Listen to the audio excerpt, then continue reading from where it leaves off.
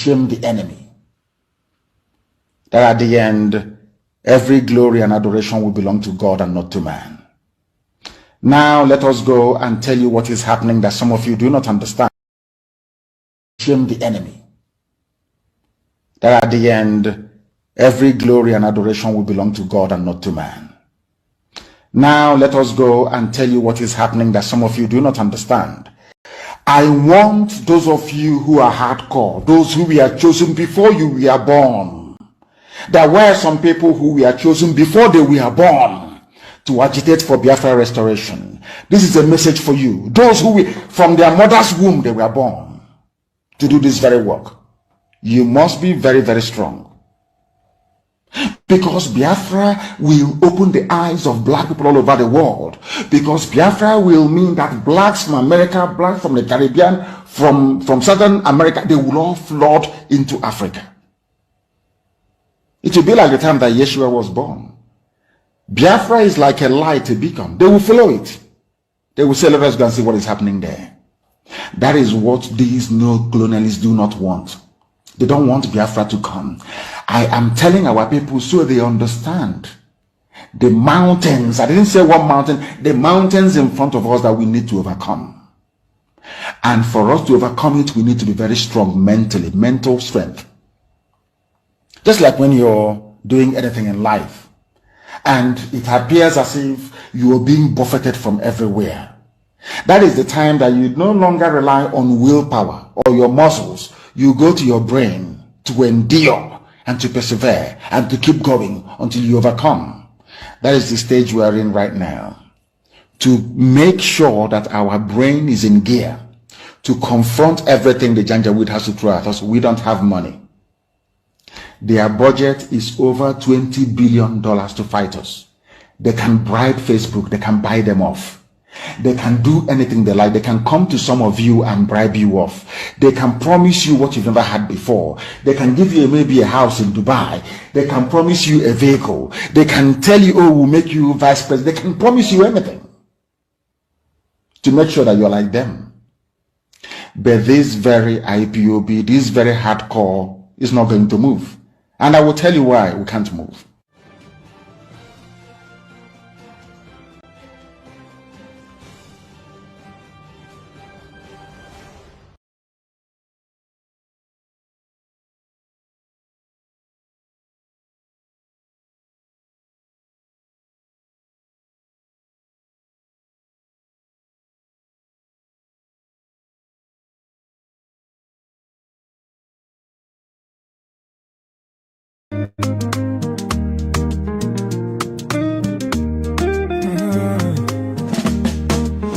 Oh, Mama Biafra, where you dey?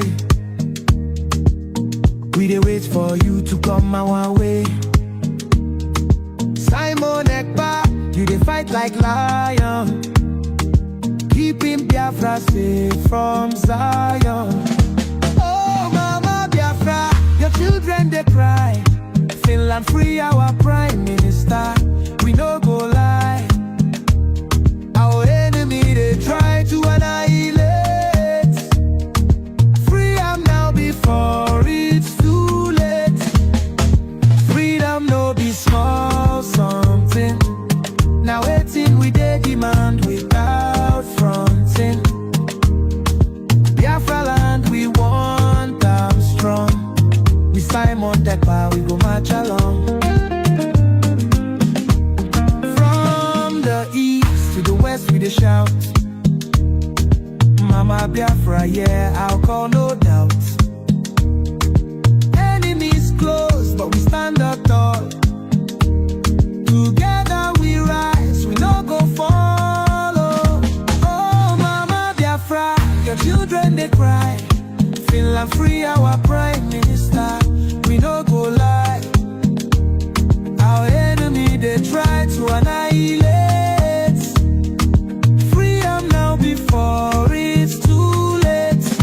In unity we go dey strive. Fight for freedom, we go alive. With courage and strength we dey fight. Mama Biafra, our guiding light.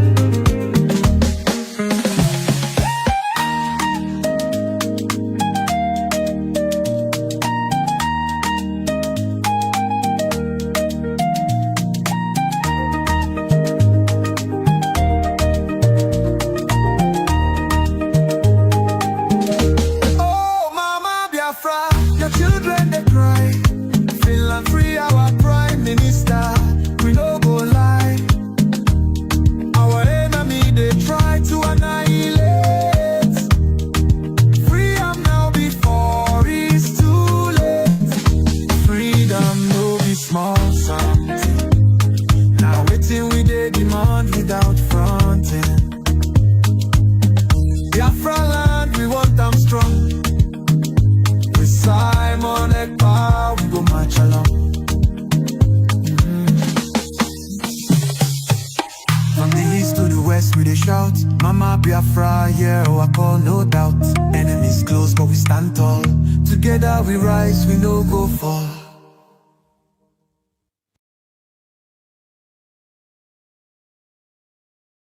My fellow leaders, to the heart of our continent, our communities, and to every African living across the world, this message is for you. Africa is not poor. We have been made to believe we are poor. But the truth is, Africa is the richest continent on earth. We have what the world dreams, like gold, diamonds, oil, fertile land, clean water, 12 hours of sunlight every day, and ecosystems full of life. Yet, our people suffer in poverty, our children go hungry, and our youth leave home, searching for dignity abroad. This must end. We have 54 independent countries in Africa. That means we have 54 presidents, 54 governments, 54 flags. I swear to Allah, if we unite, there is no force on earth that can stop us. Not one. To my African brothers and sisters, freedom is not just a flag or a national anthem. Freedom means building our own roads, controlling our own resources, teaching our own history, and shaping our own future. For too long, others have used what belongs to us to grow rich. They take our minerals to power their industries. Our cocoa makes their chocolate, our oil fuels their cars. Yet our people walk miles for water. Our farmers struggle while foreign companies harvest our land. To the youth of Africa, you are not just the future, you are the present. You are the energy, the voice, the courage that this continent needs. Rise with knowledge, with skills, with love for your land. Do not be ashamed to be African. Be proud, be bold, be ready to defend what is yours, not with hate, but with purpose. To African leaders, I speak with respect and humility. Alone, I can only do something, but together, we can change everything. I need you to be my shoulders, and I will be yours. Let us stop waiting for solutions from those who benefit from our problems. Let us create our own path with African unity, African pride, and African solutions.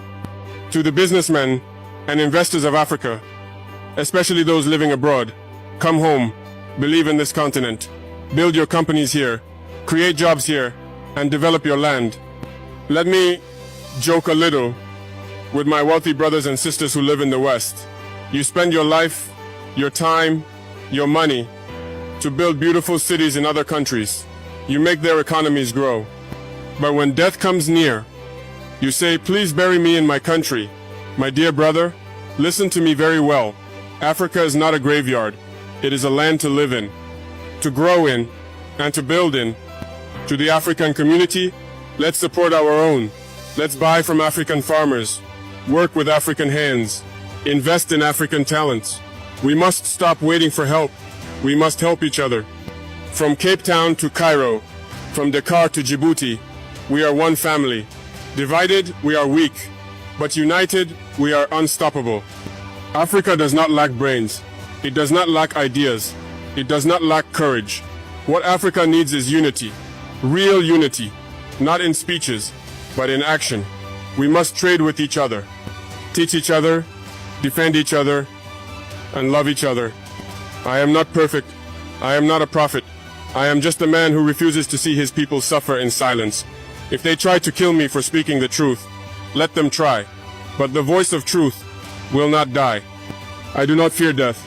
I fear watching Africa sleep while others build empires on our backs.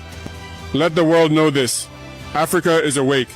We are rising, not to beg, not to borrow, but to build. With our hands, with our minds, with our hearts. The journey is long, but the time is now. May Allah protect our people, and may the spirit of Africa never fade.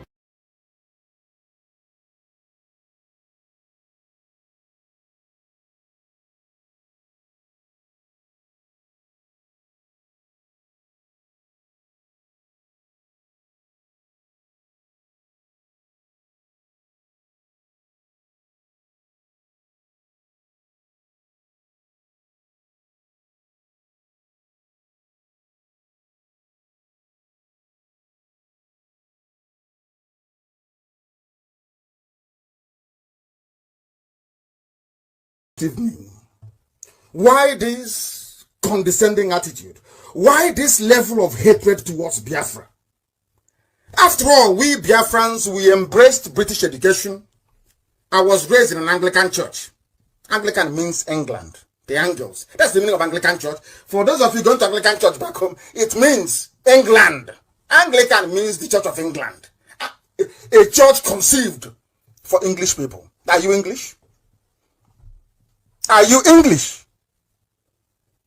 These are the questions I asked myself many, many years ago. I was raised in an Anglican church. Not at the temple in Arochukwu that they destroyed. After destroying our temple, they said to us, you have no history. But they saw the pyramid in Udi. They saw it. They said, no, you have no history. And when they asked them, when I was first asked them, British Oyibo man, but we have a temple here. He said, no, you have no history. Because they don't want you to know who you are. Because they don't want you to know that Biafra is a very special race. They don't want you to understand how intelligent God made you. They don't want you to understand the abundance of grace that lives within you. They don't want you to know how special you are. That is why they tell you all that nonsense. But sadly, some of you believe them. I know we have a history. We have history. We have history and we'll continue to make history. I read.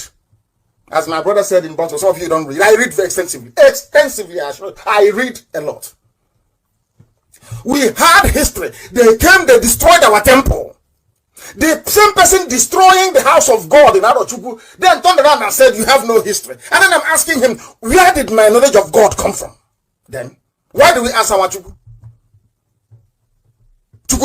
Why do we answer all these names? If we don't have an original knowledge of God, nobody preached to us original knowledge of God, how come we answer Chizoba? Which is the same name as Jesus Christ. Of course, Yeshua, not Jesus, Yeshua. And some of you will celebrate his birthday tomorrow. His name is Chizoba. We use our name to glorify God in heaven. Britain, they answer Brown, Smith, Winterbottom. They answer all these names. Did they praise God with their name? The answer is no. You came to people that praise Almighty God by the name they give their children, by the name they give their clans and their kingdoms and their villages. And you're telling them that they don't know God. That is how some of us end up in Anglican church, which simply means England. And now listen, those that want you to be in one pluralistic, everybody do your own thing. But when it was time for Roman Catholicism to lord it over the whole of Europe, they said no. Martin Luther King said no. King Henry of England said no. People went and formed their own churches, Methodist Church, Lutheran Church, Presbyterian Church, Baptist Church, just name it. All over the place. So why didn't you remain with Roman Catholicism? Because you were exercising your God-given right to freedom of choice, freedom of religion. You want to do what pleases your spirit. The same thing we are doing with the pursuit of Biafra. Doing what is right.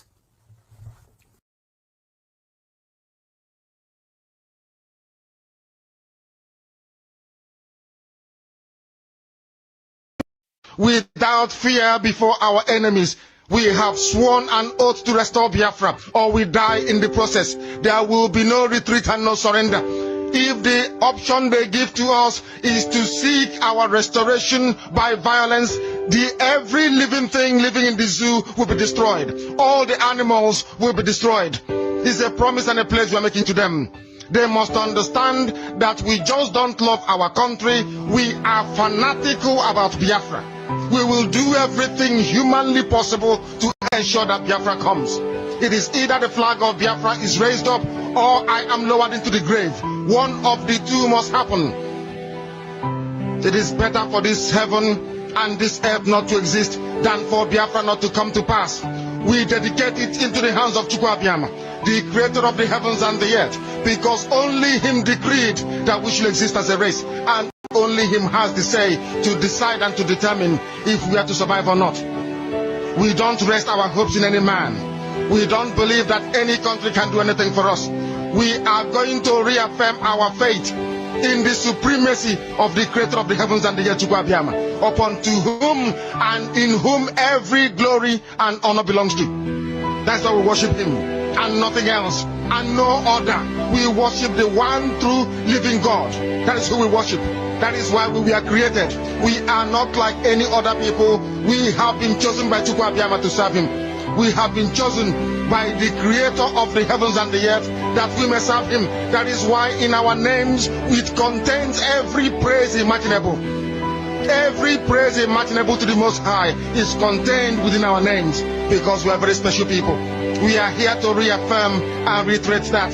We are here to ensure that this very march towards our freedom cannot be hindered. Any obstacle on our way, real or imagined, man or woman, adult or child, anything it is, once you are an impediment to the restoration of the sovereignty of Biafra, you will be destroyed completely and totally, in every way imaginable. We do not forgive. There is no forgiveness in our dictionary. We are here to ensure that the death of 3.5 million people is not forgotten. It is to them that I owe every ounce of loyalty and obligation. They are not here to offer any advice or to ask us to forgive Gowon.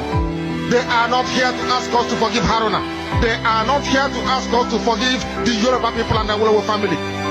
The reason why we exist is to ensure that their memory, that they can never ever be forgotten, that their memory will linger on forever, that as long as man walks this earth, this world will remember the 3.5 million people that they killed, men and women that did nothing, children that were innocent. Their only crime is to be blessed by God. That is the only crime they have committed.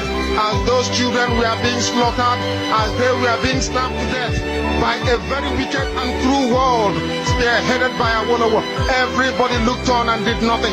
Instead of them to help us, they ensured that our absolute blockade from land, air, and sea was absolute, that we may die, that the children of God may die. But lo and behold, Chukwu determined that we cannot die, that we cannot perish, because we are his own. Despite all our iniquities, despite all our sins, he made us in his image. He gave us that very edict to worship him, and that is what we do every blessed day on this radio station, without fail and without the fear of any human being. Talk less of an animal in the zoo. We are here to worship Chukwu Abiyama.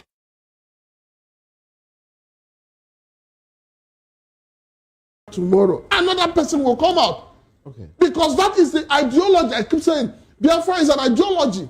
The things the youth are seeing in the southeast is what drives them. You have in the southeast, they arrest young people, young boys, they charge them for terrorism, they call them IPOP, they lock them up. You arrest bandits in the north. You arrest terrorists in the north. And what do? You call them repentant. And you reintegrate them back into the society. What kind of justice system is that? So we must be honest with ourselves in this country.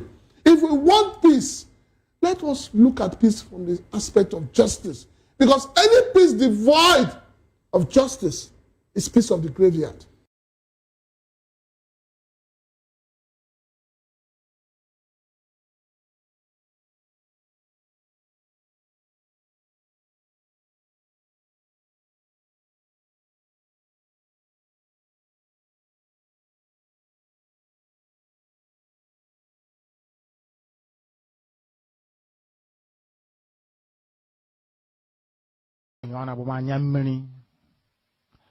Our people are lame. They are weak. I am struggling to count how many men there are in Biafra land. There are no more men left. Weak, docile, and imbecilic. Weak. I don't know how we can take such people to war. I don't know how we can take men who are not men into battle and win. I am ashamed. Very, very ashamed. Nonetheless, we must preach this very gospel because man did not ask us to come. Chukwu Abiyama in heaven mandated that we should come. If not, that I was called to do this very work, I will not speak to any of you anymore. But Chukwu Abiyama said this very gospel must be preached, and we must preach it. I have prayed since yesterday up until now. My request is very simple. The same prayer I made in secret, I will make out here in the open. Chukwu Abiyama biko. Since it is your intention that your kingdom will be restored upon this very earth, I need men. I need men. I did not say boys. I said I need men. Those of them that you created to restore your kingdom, they should come forward now, not tomorrow, not next year. Chukwu Abiyama. You must bring them now. I did not say tomorrow. Because the insult is too much. It is beyond what any human being can endure. We want to go and get Biafra, or we die in the process, because we are better off dead than witness some of this nonsense going on. The level of insult is beyond what any decent human being can tolerate. They bring their cattle into our land. They desecrate our land. They kill us in the presence of our families, and nobody does anything about it. And when the police attend, the police sit idly by as people are being killed by not a multitude of people. Only 4. Only 4 Awasa people can sack an entire village in Biafra land, and we call ourselves men. No, we are not men. Until we redeem our honor. Until we look at integrity and say, we must have a part of it. Until then, to be honest with you. This is Radio Biafra. Now is the time to come forward. I did not say tomorrow. Now, tonight, is the time to come forward. 100 of us, and then we march. 100 and we march. The rest can come later if they want to. I am tired of broadcasting. I want to fight for my country. I want to carry arms to defend the honor and integrity of my country. I want to avenge the death of 6 million people. I want Biafra to stand as a beacon of hope, freedom, and liberty in black world. I want Biafra to stand as a testament to the glory of heaven upon the face of this very earth. I want Biafra to stand because my obligation to the dead outweigh that which I owe to the living. That is why Biafra will stand, and Biafra will come. 100 men, that's all. And we march. The rest can come later on. I no longer give a damn. The disgrace and the insult is too much. We must go and meet our enemies, even if we have only machete and hoes. It is far more better for us to go and meet them and die with a semblance of dignity than with this very humiliation which we encounter every blessed day. We must assemble as quickly as possible. They have deceived us enough. Every election, we cast our election. We vote them in. They will promise us. They will fire us. They will water us. They will do this one and they will do this one. Even they will marry wife and God begin to give us. At the end of it all, they give us 2 pounds of rice. They give us 200 naira. After everything, there is nothing we see. Look at our road. It's nothing to write home about. I want to tell you, look at our young boys. You can just have a look. Media man, just take a look of what is going on. These are young men that have finished their school. They have nothing to do. The highest occupation they have here is keke driver. The highest occupation they have here is keke driver. The next one is Okada driver. Meanwhile, they are graduates. But look at somebody from the bush that is taking care of Nana. How? It's the person on the seat. And we said we are not going to take it any longer. We are not taking it any longer. Enough of 2 bags of rice. Enough of 200 naira. What we need is what? We need what? We need what? We need what?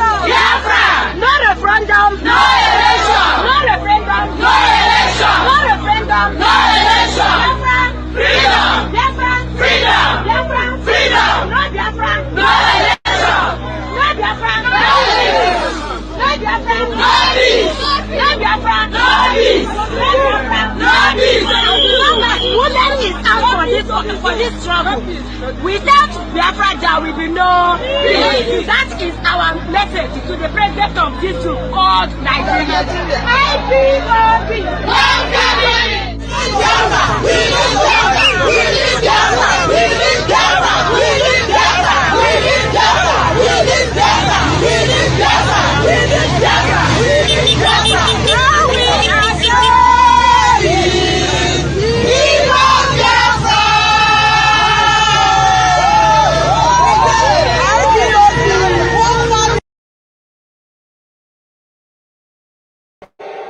All hail Biafra!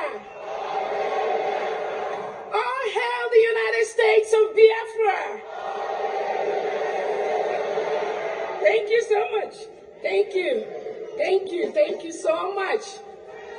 Thank you. Thank you. Thank you. Thank you. We made it. We made it. That's why we are Biafrans. What we did, we shocked them. We shocked the world. This is to show the world that what we do is not determined by an individual. When the spirit of Biafra leads us, we move, not stop.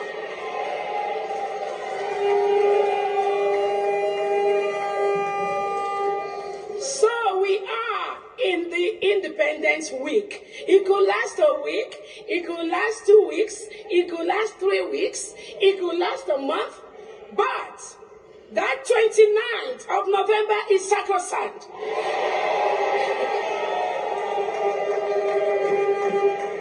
And there was a reason Biafrans decided to shock the zoo, and we did it.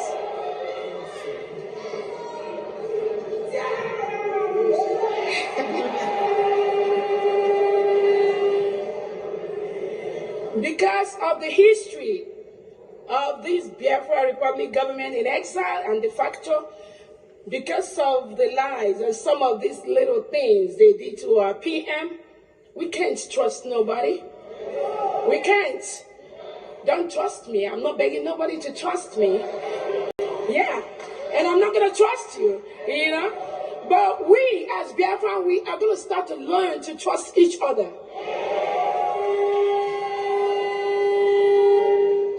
So, on behalf of our Prime Minister, His Excellency, the Obadobie, the Peace Ambassador, Anon Kankampi, His Excellency Simon Eber, we Biafrans, we thank you and we greet you for bringing freedom to the United States of Biafra.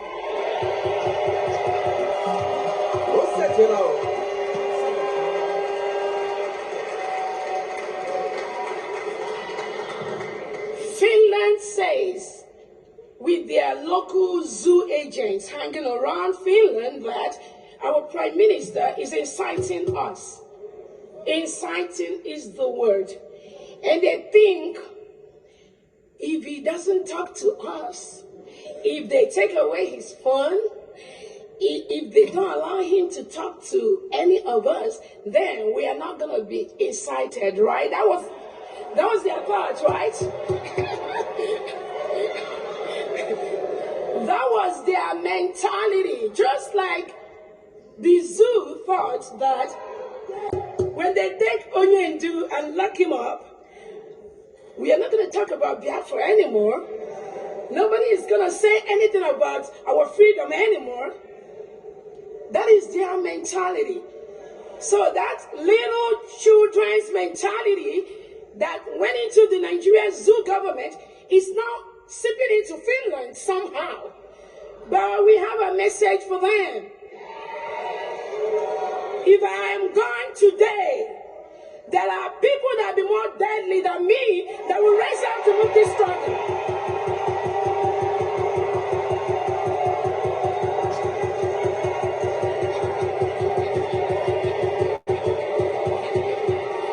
I am gone today. There are people that will be more deadly deadly than me that will rise up to move this struggle.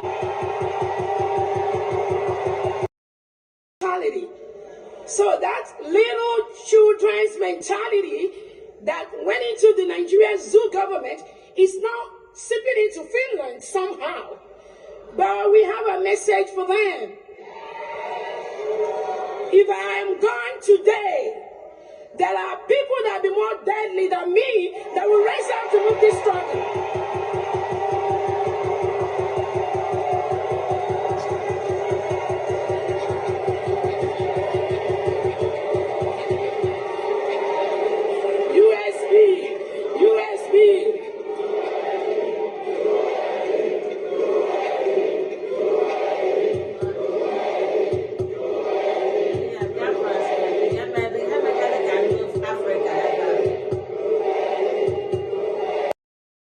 The Nigerian zoo government is now seeping into Finland somehow. But we have a message for them. If I am gone today, there are people that be more deadly than me that will rise up to move this struggle.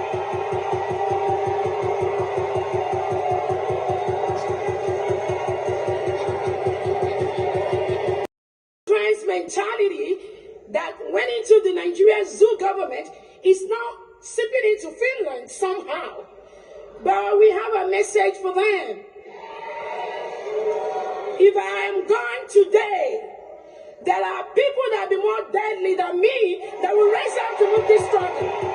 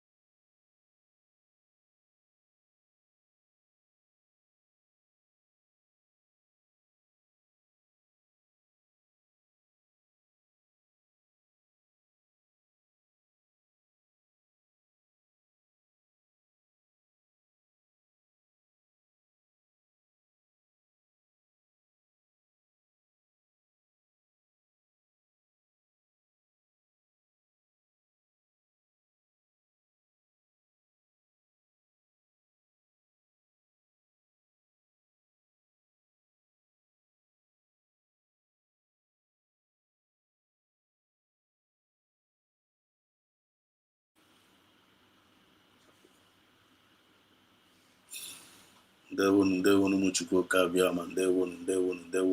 Biafran Exodus TV. Man, I'm very, very sorry. I'm here since I'm my mic off. I'm very, very sorry for that. I've been saying something for the past 5 minutes here. I'm my mic off. I'm very, very sorry for that. Okay?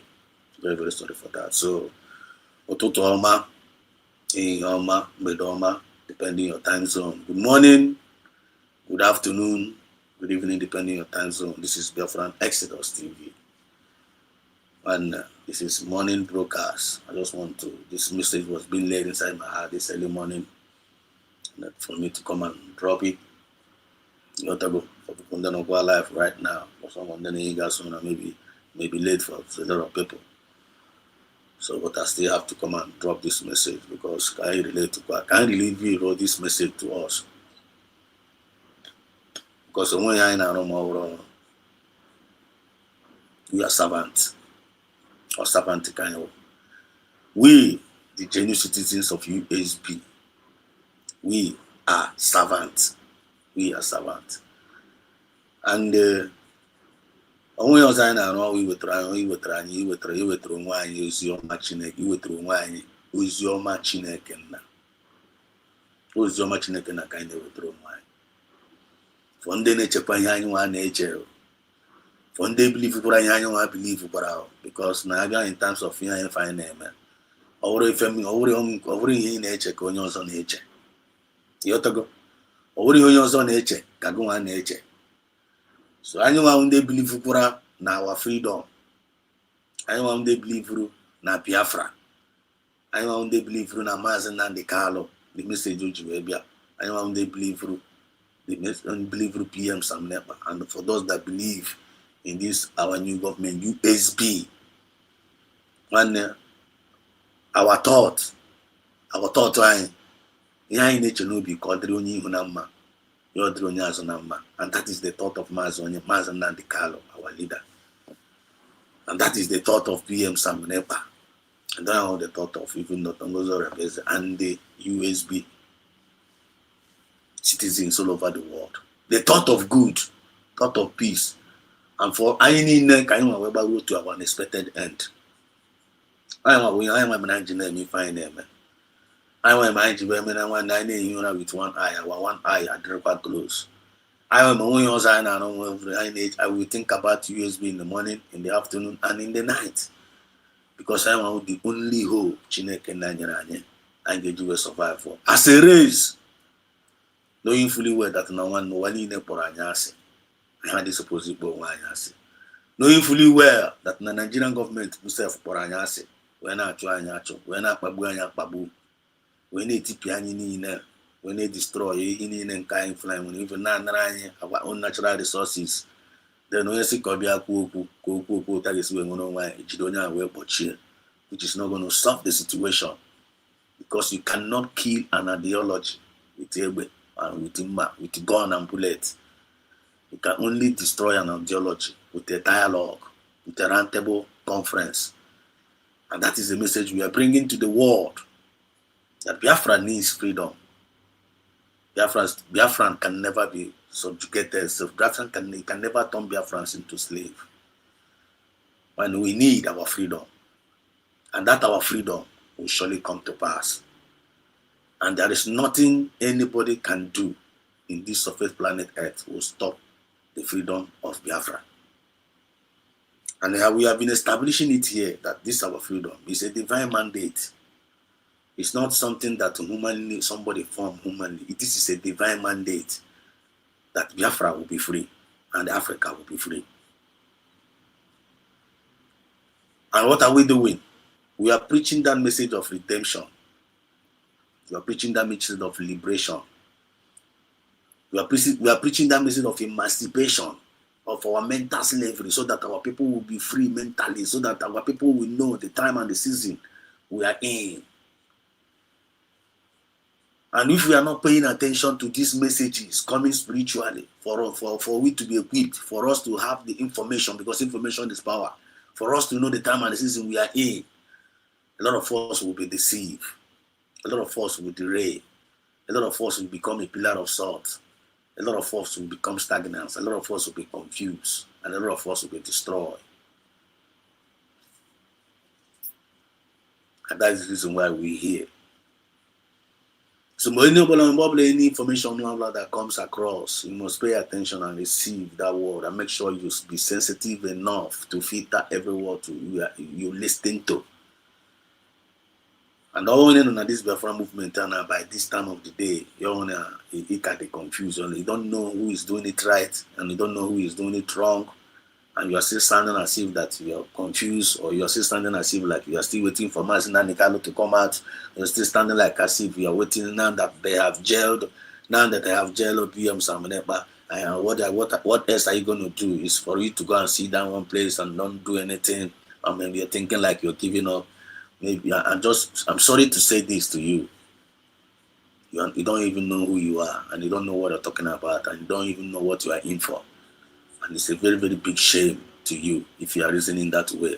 If you are still waiting for PM Samnepa to come out, or your mass Nandikalo for you to do the right thing, knowing fully well you are hated all over the world, knowing fully well that knowing fully well when you give up, like kind of forget your situation will be going to be even more worse than you are right now. Because their enemy, every effort they are putting in is to make sure that we give up on our freedom. That is the main reason they are doing everything you are seeing today. All the whole hindrances, all the whole gossip, all the whole blackmailing, all the whole propaganda, all the whole lies is all about for us to give up on this our freedom. It's all about for us to give up in this our freedom. And that is the reason why we're here. And that is the reason why you are there. And that is the reason why Mazina Nikalo is doing what he's doing. That's the reason why Mazina Nikalo have never given up till now. Because Mazina Nikalo know fully well that if it actually give up right now, one with the most highest fool, no what? You lose Papa, lose Mama, lose 28 men. No, lose Biafra, say, a lot of them. Man, they won over the head the bridge. Man, the millions of people they are around before genocide in our committee against us. Then at the end of the day, I'm trying to say that I chose him as Basara Biafra. You don't want our Biafra anymore. They go tired. And I do came in with the tired. Ghana Quatrono and what has in the museum and give as well. Mazina and Calopotara, Jidea, Borea, Pochie, and PM Samana Potagua. Then Dotonguzo based up Tapolana, Achawakwane Poraga Pochie, and they look at the end that Dorama is look at the Bambamu and is look at the Sona Parawan is look at Atotego, Ladia, and all these things are, and you are considering you don't want to continue this freedom anymore. You don't in short, let us just to attend to all Israel. In short, let us go and face back one Nigeria. In short, let us go and join the Nigerian politics at least. Since this Biafra don't want to get head, let us focus on Southeast a politician. And know if we are one day you are a fool. One day you are a fool. If you are thinking all these things that I'm saying now, you man with the highest fool. You man and one day you go kwage. You man and you go kwage. And may it never be a portion of Biafra. He said, this fight, this battle, this freedom, this thing I find on email, I would a fight of the feeble, or would a fight of a weak man or a weak man, or would a fight on him, but they made to the against tomorrow in name. No. Once you are in, you are in. As long as you may put on, you only recognize as a Biafran. You only recognize as a Biafran, either by faith, either by birth or by association. Either by birth, the original one by birth, either by birth or by association. You a freedom fighter, you are a lover of freedom, even though you are not a Biafran, but you are a lover of freedom. A lover of freedom can't ever think about giving up on fighting for his freedom or her freedom. A lover of freedom or a freedom fighter by birth can never ever original lover of freedom or a freedom fighter can never ever think of giving up on his fighting about for his freedom until you may achieve. That is how to know them. What am I trying to say this early morning? I see you. I see some of us here. I see you, Emeka. Emeka, I see you. Totoma. So much love. Good morning, brother Exodus. Celestine. Dule Afrongo. Dule, I see you. Good morning, brother Exodus. So welcome to the program. Then Tina S. This happened in their country, Finland, where no man had the courage to stand up. She did, and today they have crowded out of their holes and hiding to say the woman cannot lead. Shame on them. My sister, don't mind them. Don't mind them. Don't mind them. That's what we are talking about. I just want to, like, kind of in general terms. I'm telling you, don't mind them. That's what we are talking. That's the part of the people we are talking about. Just the kind of people we are talking about here. We just want to let us know. One, if you know that this Biafra movement you find on email, if you truly believe in your freedom, you truly believe in this freedom in on email. When I think about your future generation, it's only those that thinks better about their future generation. Then I give up about this because that's what makes them a responsible parents. This stomach infrastructure safe and they are very, very wicked and they are very, very evil. They need to cause confusion among us because of Abiro Gologo, because of Ukochicho. Eat today, die tomorrow. They don't think about future. And they eat today, die today, and when they can even sell their own because of agoro, because of that's the problem we are having. These are the people that are causing delay in this our freedom. But if that is their future generation, their next generation are at this slavery, into this bondage, into this perpetual suffering. People like Mazen and Dekalo, they have the kind of heart Mazen and Dekalo had because of the generations of Biafra, the next generation Mazen and Dekalo were to yaga chuaja. Makanywa kodimanye ojiga were to ya gana chuaja. Or Simon Epa. And here I watch this from here now. We made it. The Tongos that are present in we made it. We made it. I said that I actually one day Nigeria. I about the world. That I don't get feeling that no Mazen and the Carlo. Nande Madakusi Kuku Biafra. No, a very big mistake. There is nothing like that. No, Mazen and the Carlo. Go to PM Samanepa. Then we are going to Yama Puriadia in Finland. No time what the Tongos are blessed. If you now Yama, now somebody did more dangerous than Yama Nagepota. Somebody did more dangerous like more than Yama Nagepota. And then when you hear the word Nana water. And then when we hear the Nigerian government, they don't understand. They are not getting it. For their mind, they thought that after the arrest, after the so-called after the kidnapping, extraordinary rendition of our leader Mazen Nikalo from Kenya, kidnapping from Kenya to Nigerian soil. They thought that by doing so, Nigeria will just crash, and Biafra will just crash, and but to their greatest surprise, they arose Simon Ekpa. We are more dangerous, and we are talking about Mazen and Kalo was dangerous. But when Semenepa came up, Semenepa was more dangerous than Mazen and Kalo. Now they are now comparing Mazen and Kalo and the PM Mazen and Kalo and Semenepa. If you watch the enemies, all these marauders, all these invaders, all these infiltrators among us, all these cowbell people, all these sabos, and all these traitors, all these fallback paid agents, Monday, IPOB Nigeria, When the man and Carlo a prophet, also that these mountains now across China one by one. If you watch all of them now, they'll be telling you cannot feel him to us a sound though. Down the Mazin and Carlo is not an IPOB member. Maybe the one again, and then when cannot Mazin and Carlo is not PM Sam member. It's different from Mazin and Carlo. They want to justify now. They want they are now kind of they want to justify Mazin and Carlo, and then they are condemning Simon Ekpa. Could you imagine that kind of nonsense? Is that when you DJ from Mazin and Carlo and PM Simon Ekpa, are they not fighting for one thing, for the freedom of their own people?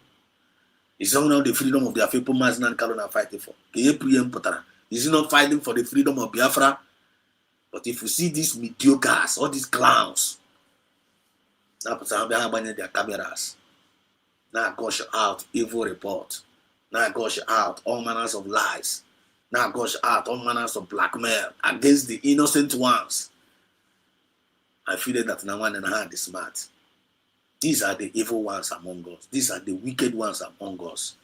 And don't allow their wickedness, don't allow their evil character, don't allow their evil behavior, don't allow their indiscipline to derail you, to make you to be out of the race. Go and be human obi. Go mezemo go and yoba poison on my go and be human obi. Maka this freedom and yoba mezegi give an ebuzi John obi. Don't allow them to put you to that state. Because that is what that is their agenda. Agenda how to take away our inner peace. Agenda how to take away our progress. Agenda how is to take away our love, our power, our strength, our resources, and our blood. Everything good about us. The agenda is to take it away. Because that's not the devil have come to steal, to kill, and to destroy. But to be better, and life more abundantly. The reason why Mazin Kalu ought to give us life more abundantly. The reason why Biafran freedom is to give us life more abundantly in the midst of danger, in the midst of slavery, in the midst of captivity, for us to be free, just like the people of the old, just like the ancient Israel, just like the ancient Egypt, just like the ancient Babylon, just like the ancient. And Israel is repeating itself again. So without wasting time, look at the matters arising. PM Samaneba, in Finland, I cannot get big Bahapere. Ebeni Bahapere in Finland, Bear, and I took a lot this one, I had PM Samaneba, arrest. Nobody knows about us at PM. Everybody was calm. We are just Biafras, we are just monitoring them, waiting on them, waiting on Finland judgment. At the end of the day, to cut the whole story short, the Finland they go pass their judgment. That's in the district court. What was the original court? That's not district court, local court. And as I'm our PM, not affiliated with terrorism, terrorism related. Nonsense. And for that, Nahana Toyanga 6 years. And the Nigerian government, everybody started celebrating. Nigerian government, all the whole news medias, let's celebrate. Let's celebrate. Can you celebrate 3-4? And celebrate. And celebrate. And celebrate. And celebrate. And they celebrate na Ejidego Samoneba. And who is that Samoneba if they celebrate? Not Samoneba, but a freedom fighter. Nigerian government they celebrate not a freedom fighter. Nga. Nigerian government who the enemy of our freedom. Achom kunu ne gwa nti ofuma. Achom kunu ne gwa nti ofuma. The Nigerian government, we are now celebrating that now to the freedom fighter, nga of which now plan over etokwa Mazin and Carlo nga GG already almost 5 years without bringing out any judgment. judge that this man, release this man, free him, he's innocent. They refuse to obey court order. Then I call you over. Then PM Samuel about the same thing. And they celebrate next year an AJL freedom fighter. And while Nigerian government are celebrating this, remember, when we're in there, we were there about IPOB, Nigeria, DOS, the Mazinani Kalo Hapuro, Biafra movement. So take care of this place. I'm a potassium. Don't use the thing to a political party. Don't use IPOB to a group. Don't use IPOB to a business tycoon. Don't use IPOB so you the original information that you have created, they bastardize it because the original leader was around and bastardize it. But PM have to pick up the trash, have to pick up the bones and rebuild it again because to keep the legacy of Mazen and Carlo alive, which was able to achieve. And we give him all the credit and we thank him, Samaneba, for that, which Dr. Muzarabeze also thanked him in this podium. Do you understand what I mean? Now, they are celebrating that they jailed a freedom fighter. The Nigerian government, why they are celebrating? They question and they are full that they make the same Biafra movement. Now they are fighting for our freedom. They use Biafra. They love Mazen and Carlo. They were also part of those celebrating the jailing of their own brother and their son, PM Samaneba. About Genubia France. Genubia France will say, so now like this, be. So now to put hanging and down the Biafra movement. What is going on here? Can here? Why in that you celebrate? Or Trananda the wicked, so that is so evil like this. So actually, these people are they were not actually with us. They were not actually fighting what we are fighting for. Because we cannot. They might really do that. Nakani area when you bring 1 year old. Why? All good name with a misunderstanding. You didn't want to go to one to fight this movement here. You like what to now fight here. Maybe ideology or maybe idea is not working well with you. I don't want to hear missing to the extent again I gonna talk and one nigga can one nigga walk a boya. Jail on one nigga. Already make a point. On your belief from that kind of mindset. And you to an declare, you know, I call for Nelushiha. Any person believe from where the mindset of one neck are going to this Biafra movement here. Because of that, now one is standing on the path of the truth. And don't make on a young wayo. Young one not talk or be a way jana gare. No ever celebrate the downfall of celebrate that nature of that person can never experience celebration again. Only had him experience celebration again. Anybody of the Nigerian government, you're only way Biafran. You're a Biafran and you want this way surrounding the Nigerian government celebrating and the Finland Toros America. You celebrate here, you celebrate here. One, you can never experience celebration in your life again. Celebration will elude you. Yeah, you know, of course, you can't be thrown again. I go on for who be a no good. Young no go away in a buru samana born no be. No way her joy again.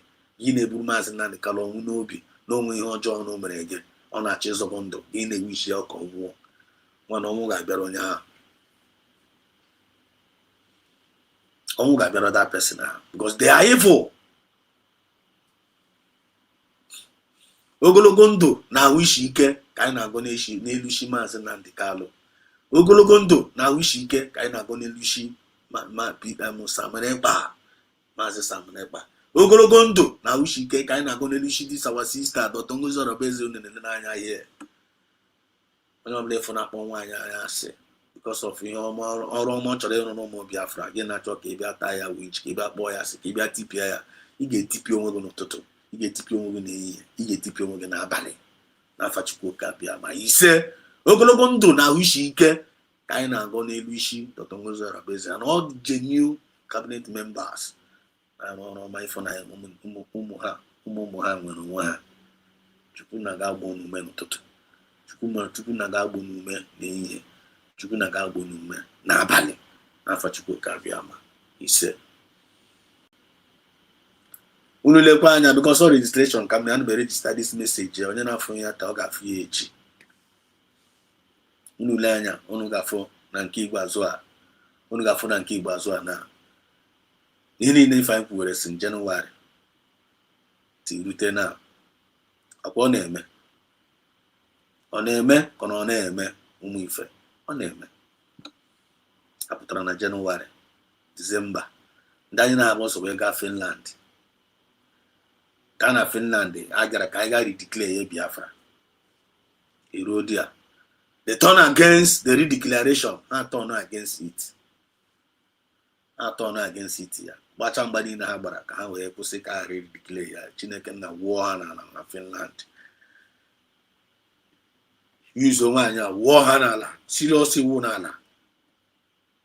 And ala nke ha ga-remain onye ebe a ka ha nọ. I couldn't be up to now. Because na a na-agwa ha na ihe away divine mandate. Unu alụsazi na divine mandate ọgụ. They know they hear word. Leave divine mandate alone. Stop fighting against divine mandate. They don't want to hear. A na-agwa ha na ọchọ nwa ọkụkọ nwa ada, nwa ọkụkọ nwe ọsọ. Asịghị a na-efishi baka. A na-agwa ha that na nwanne nwekwa ihe ọjọọ USB buru unu n'obi. Ọkwa ka ọ dịrị unu na mma, ka ọ dịrị bịa, let us come, let us work together. Instead, ha buru ego USB, buru ego ndị mmadụ pụtara na alari ya.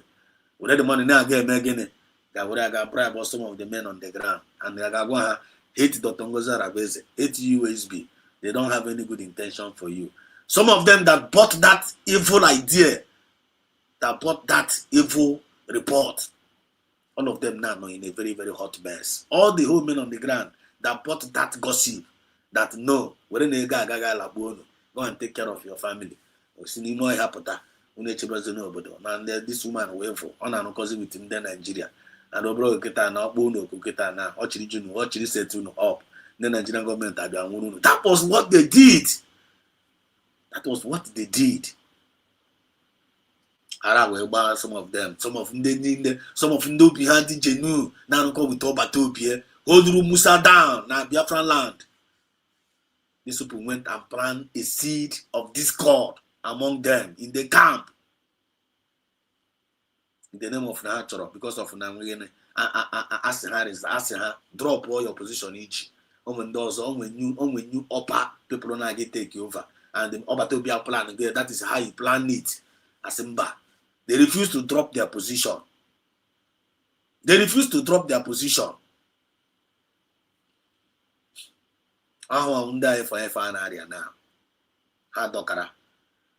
the declaration, check it, after our 50 million votes of referendum that no Biafra can need. And I will go mandate when you see our government, you know, Biafra. I got which we achieved it.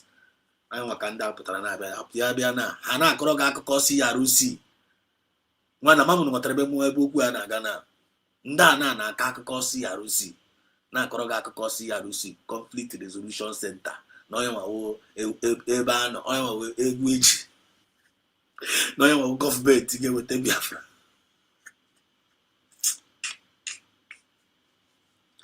na onye nwawo gọọmenti ga-eweta Biafra nwanne Matters are all my here from now. Man, they check the missing yesterday. Notchi, Simba. At least I want to ammonia one. Kamuao, this Biafra movement in Kamuan in my own way. The Bumia Nishi, because he would be a friend Nishi on Ibogo.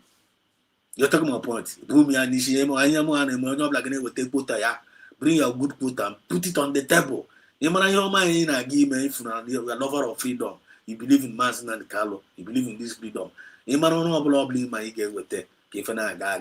on the table, voluntarily, willingly, joyfully. Don't force yourself. Don't kill yourself. I'm gonna be sharing one.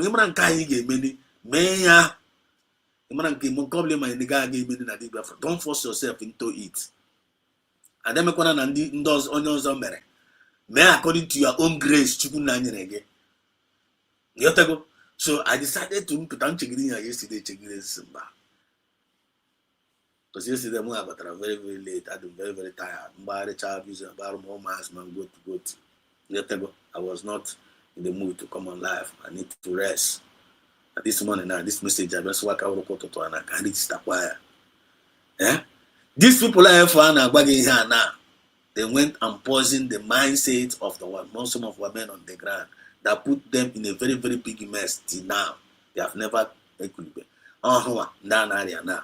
Na-akọ akụkọ CRC na-akọrọ gị akụkọ ụmụ ajani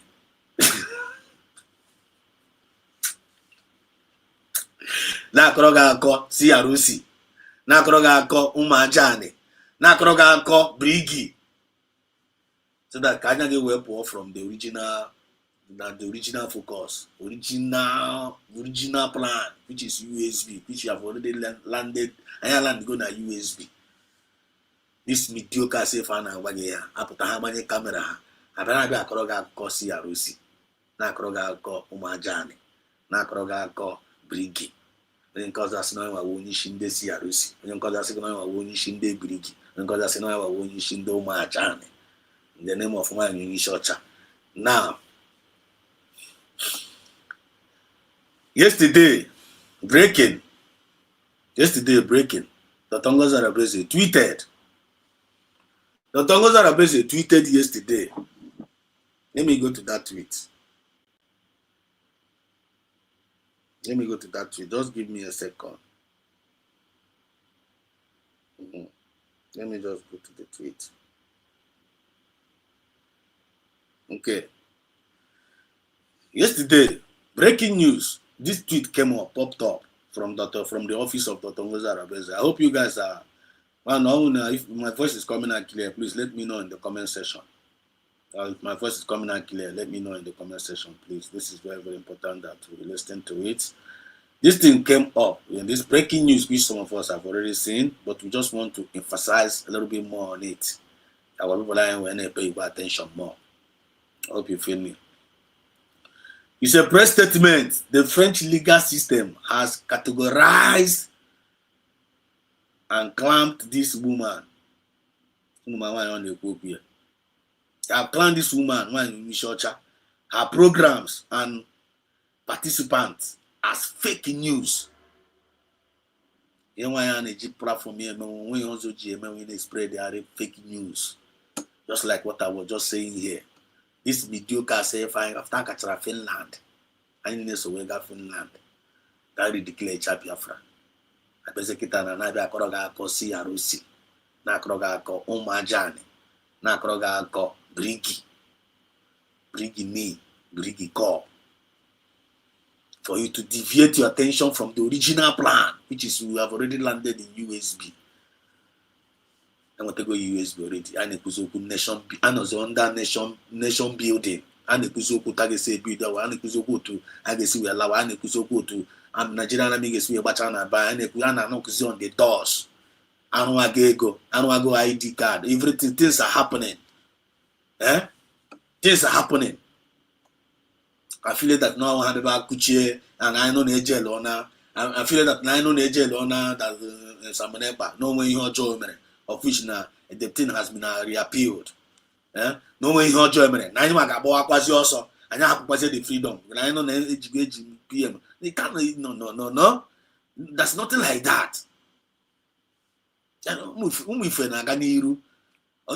amount of arrest, no amount of kidnap, no amount of killing Nabai that could see this movement. But I hope you guys are getting it. Also I created like 100 group. He made this Biafra movement here. One I get the original one. I get the original one there. Their name Munagaga. Because out of every original, none we fake. Always say. So I'm original. I'm with fake. And all when he happened with the original, which is the USB, the only hope, the only one government. Other boy. You happy and I get in the Rusia, get in the Majania, get in the Brigia. All they don't want to do is they want to bring confusion to your head. They want to make you lose focus when you pay attention to them. So this tweet popped up yesterday from Dr. Ngozi Arabeze. Yes, the French legal press release, the French legal system, the French legal system has categorized and claimed this woman, her program, and the participant as fake news. The sign on the program is directly from YouTube on the order of the French legal system. Her arraignment. I couldn't neg quanto. The woman no way in quote. When you short, all we are illiterate, or wedding come, ma chaka, or you came up, but one way gabo. Nobody came up because for me, my but all my phone name. And no matter how many form, as long as you be your John Obi, your Johnny no if Obi, Kitana, so we're gonna look. The woman is so at all. I'm going somewhere. Yeah? Arraignment for defamation of character, etc., will proceed accordingly. The public should note this. Totongozo Arabese, DPN, United States of Biafra. Na gezie ntị ka unu ihe nwaanyị a nọ n'aka ebe.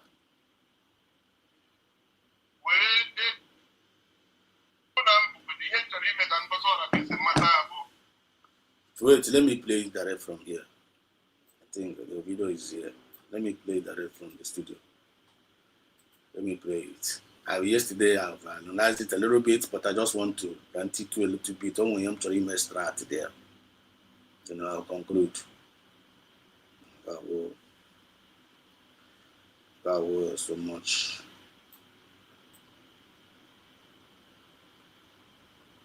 Okay. That's I'm gone.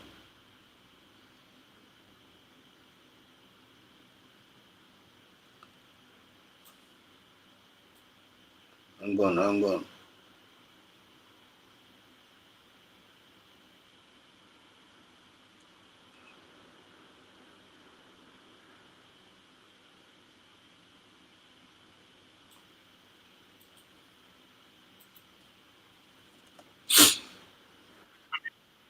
Mata bụ eziokwu ọgbata obi atụkwara nga terrorism TCA terrorism.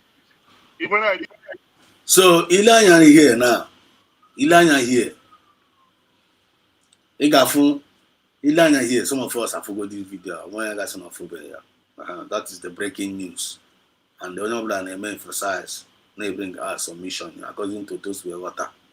That's my point. And any angle we see now this particular this video now, but I'm going to top now. And they have evidence. Evidence. Because if you want to nail somebody, you will learn somebody, you will nail the person with an evidence. Give for the evidence here. Attack here. Fake news. This is the fake news channel from that woman. This woman you are looking here.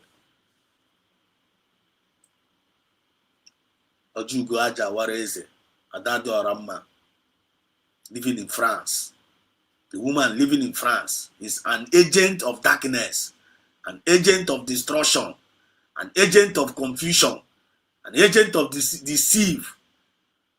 That came into this our Biafra movement, pretending that he loved our movement, pretending that he loved our people, pretending that he loved our freedom.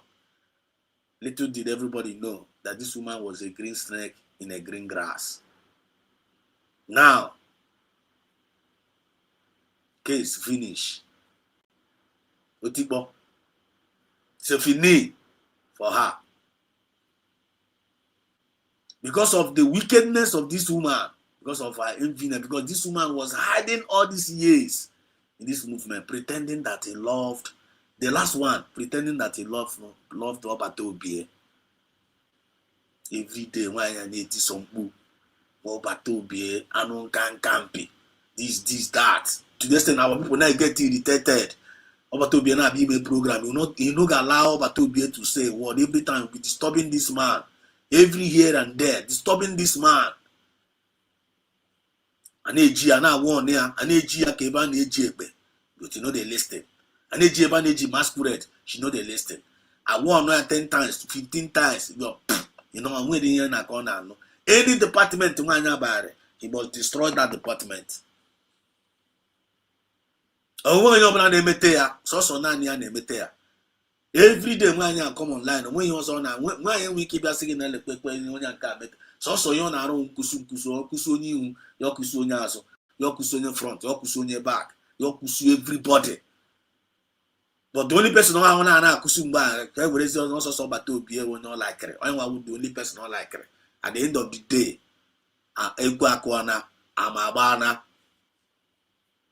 ekwe akụgo ama agbago ka ewudo ekwe korolas kịta na-awụ enwere evidence ebe nwaanyị anọ na-akpọ ọgbata obi after calling Dr. Ngozi Orabueze chief commander of the terrorists, knowing fully well that now COS will the next man or the deputy of the prime minister, your deputy prime minister, chief commander of the terrorists, and knowing fully well that this the prime minister go over to be and on only case on Aza, deputy the chief commander of terrorists, this woman character deformation,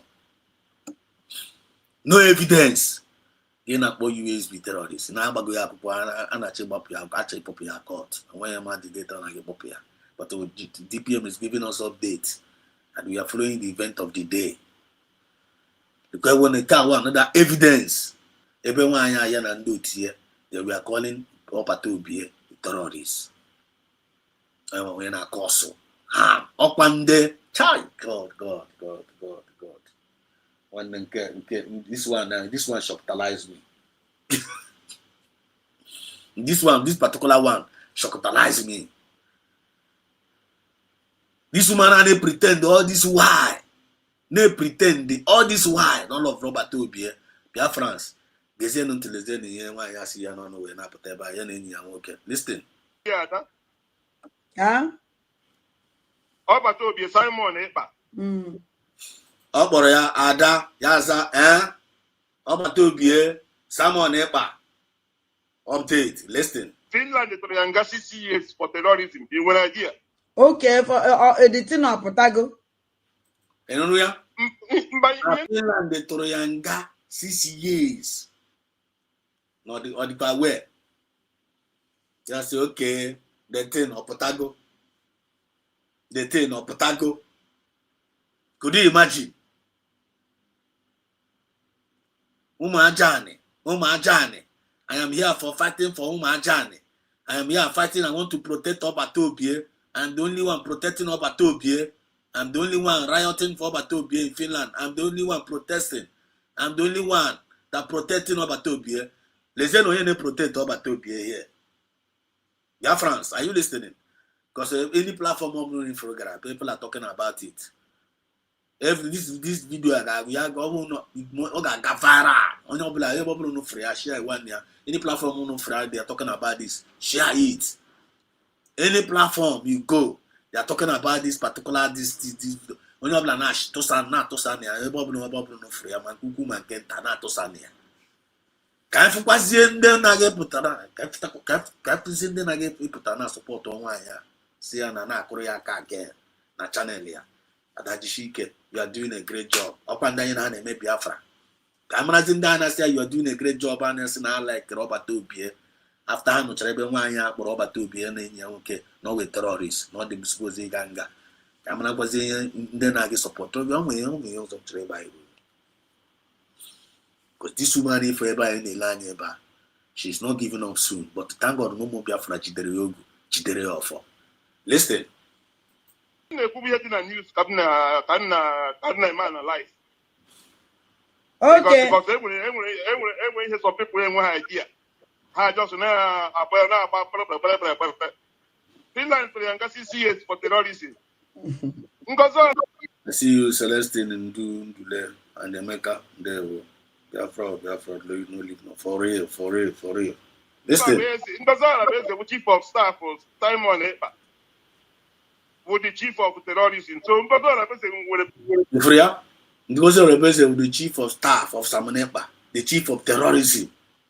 Ngozi Orabueze, chief of staff of Simon Ekpa, the chief of terrorism. Na channel one you love for Obatobie. na channel ebe a na-akọ aka na channel nwaanyị na-ekele m n'ụlọ of Robert Obie ka somebody called onye ọbụla sọkwa ya wụrụ onye ọbụla sọkwara ya wụrụ kọla ya wụrụ ama m na voice the voice ya dị ka voice ama m na Obieze dị ya that useless Obieze I know voice ya dị ya obere nkịta na they will say no AI obere nkịta this woman na nwaanyị ahụ ike pụtara na ya sị na ya awụ AI nwaanyị na-ele anya nwaanyị awụ ọpụta no problem eji as an evidence but somebody call into a channel of this woman na-claim na all of Robert Obie na-agwa ya that na onye all of na ọkwa cheap terrorist this woman market you got for response of this woman after suing the man say gene ebe kisi nke onye si gị na Robert Obie terrorist ebe onye gwa na amechi ọnụ kwuchi ọnụ na channel ya kichọrọ ije nwanne pia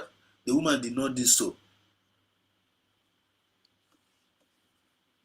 Then orukwa tomorrow nwaanyị apịta gbagba kamera ya na ka ihe ọbịaba gwakwa gị n'ụlọ of Robert Obie. Are you going to believe her? Are you going to believe her? Umajani. Because all know ebe ha sị na ọ na-akpọ Umajani.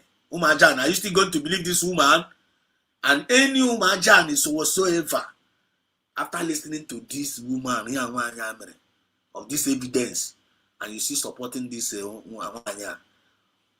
Ajani Yebugu. Ajani in a claim newo Gakubugu. Or see people you people don't even know what you guys are doing to yourself. If you think say they smart, think say they because you know not evidence you get you ne Lord or Tangoza Rebezabi, can already make a point without even knowing that you are nailing yourself every day without knowing it. Okay, for one by one. You don't know. Listen. To answer. Because Oma, in him, Robert Obie will make terrorism. Also, we support Robert Obie and terrorism. So, I'm a lawyer. Ngozora based on question to answer. Yes. Okay, Doria. Yes. The whole lawyer. Ngozora have a question to answer. Yes. Now, just the list. But because when he learned Simon, they terrorize him. Even how they make terrorist man. Ngozora based on okay, for ya. Okay, for ya. Biafra is the only one that the evidence in car will catch out. Why you say I got delete Gasia in Yaga delete Gasia in na YouTube channel? Yeah. One day will go, guy will go, Biafra say will go, with a channel, Biafra say with a channel evidence in need. Because Biafra is the Hana watch here, with a channel everything of the government they will open and getting different car official one, car official evidence age in our case will stamp, badam. Age official if Franca from generation to generation. Why am I one of the Tiro where? Why am I that no on what you can nine in a madu? Why am I the power of mouth? Why am I that don't want you can nine in a madu? It is for good, it is for evil, it is for life, and it is for death. But if you use it wisely, give me enjoy the fruit of your lips. But if you don't use your mouth wisely, one God do you know blood Johnny Akute, anyway we share buru. Okay, from the web now, or they registered. And anything happen, they will still come and dig out to come one. God bless you, come out, my God, and I'm Ben Kuria. All I'm putting Mamba, Mason, all I'm putting John Joggers. But thank God, whom we fair. I am one of them upon anyhow, because I'm at the power of mouth. I'm at the power of the spoken word. I use the word I am wisely. When you believe I'm born, when I'm born, they are aware. When you're blind, born, when you're born, when you goes, goes. But how they are aware? God have given us the authority because anyone when they use the mouth wisely. Anyone one day when they let there be light and there was light. One night put a darkness and they would have there. And you speak a light there. Enough for cool name whereby enough your name. Anyone, whatever thing we touch, we turn to gold. Because I can't in the orchard. I am able to them at the whole journal, but today Bukuralani. I na gozi na abo, but he may push out to the word and I'm gone. If you push us to the word and you declare a word, and don't get name. But to ndị ọjọọ ha kwuo nke ha ndị ọjọọ ọ ga-eme because ha dị corrupt. Ha dị corrupt. That's why we are the unshakable. That's why we are the movable. That's why we are the unbribable. And we are the unstoppable. And the more you try to stop us, the more you're stopping yourself. And I'm pushing the no way who's a no chirigi. You won't yara. You know what I get I push you know who's on no chirigi. Oga papa go no zubo now. Onye no cheating, onye na no cheating goes. You know what I ga akosia. Somebody na garo onwe onwe echiche ọjọọ na-eche ọ just na-agara onwe ya na-agara onwe ya ịchọ ka ịba nọchere onye ọnwe ụzọ onye a ga-akwapụgo n'ụzọ ozugbo ọ dị as easy as ABCD. Look at ihe these fools nọ here na-akọ ọkwa onye si n'ụlọ of Robert Obi ifuna na kesi agụgo okwu agụnanụ na nwaanyị efinishigo onwe ya. Is there anything look like there is nothing like no damage control nanka. Damage control. They don't have damage control anymore. Because eba na ba leka asị na ọchụ nwokuko ngada nwokuko nwenwe ọsọ onye na-enyo isi ya na-apụta ebe ha na-enyo na evidence agijele na ọbata agaji we na ọbata obi na ọdọtọ nwezo. Look at where they have landed themselves. Look at and then one goes on a base and they negotiate that place. My chief of staff. Kasi ano no wepụta na ọdọtọ ngozi ọra base na negotiate 3 PM ya ọfụrụ n'anya. Na ọdọtọ ngozi ọra base na negotiate 3 PM ya onye nwa na datọrọ ma afụrụ n'anya ndị terrorists. And on same time on the claim on all of Robert Obi.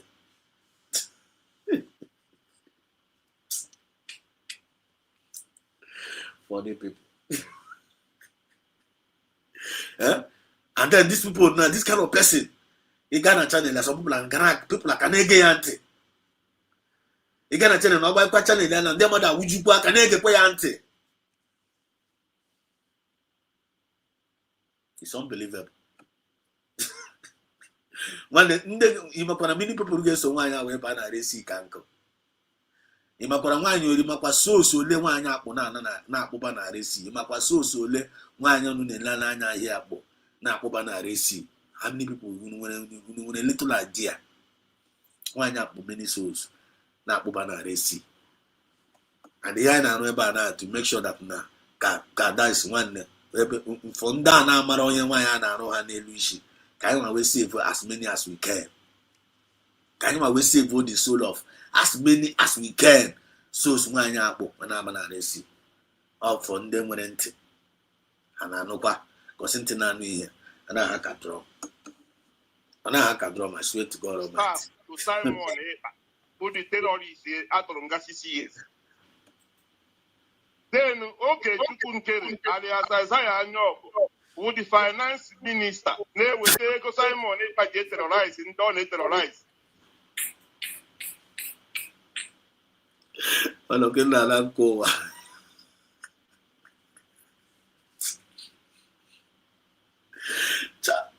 Biafra spirit, the crooked, all the rugged, I'm telling you.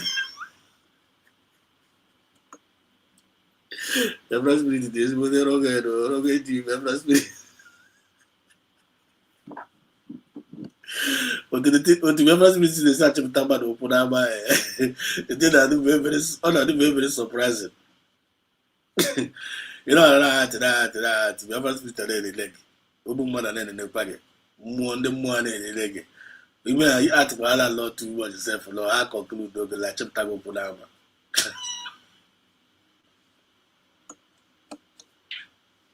Okay, this guy are Colombia. This guy now we care. By the time I got full, but this guy had by the time I got full this thing the guy got the good shock. The guy got the good shock. Why I got this shock every day? I got that boy I can jingle. Nibo Bia. I was a chat. Why I got chat? Now one the chat. I you got our is Oto this way now. Oto this way now. The whole you. Chat. Biafra didn't love each other. No, that was once upon a time. Biafra loved you. August no point when you love. Na kesi go test me tezi onwe ya to this extent ya now. Nyaman na uzi onya pera red stamp fake news channel. Pia red stamp fake news channel bam bagam. Ukati channel ya represent. Fake news. Fake news go to when they destroy Biafran land. Fake news go to when destroy your men on the ground. Fake news go to when destroy some media warriors. Fake news will destroy your United States of Biafran citizens all over the world. This is the woman now, the chief commander of the spreader of fake news using the name of Biafra. This woman is evil. Just like Judea don't be said here. It's an evil woman. And don't you know one evil woman. You are cursed. And you are heading towards the Red Sea because that's in Jijina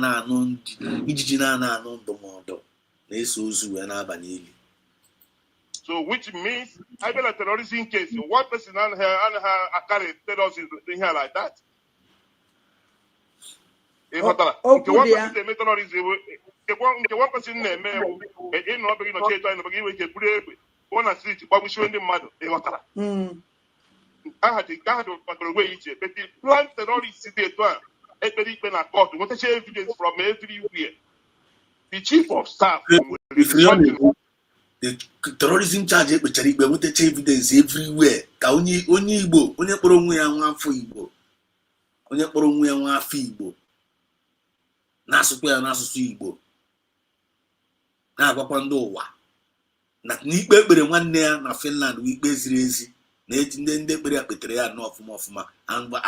for that reason, now also only some email. I want this guy na Kwakrandowa. Now Kwakran Nigeria, the Nigerian government, because I'm not going to fall back paid agent. That way agent.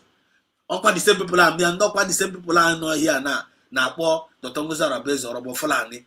The same people are about to be bound. No, I don't call it the Nigerian government.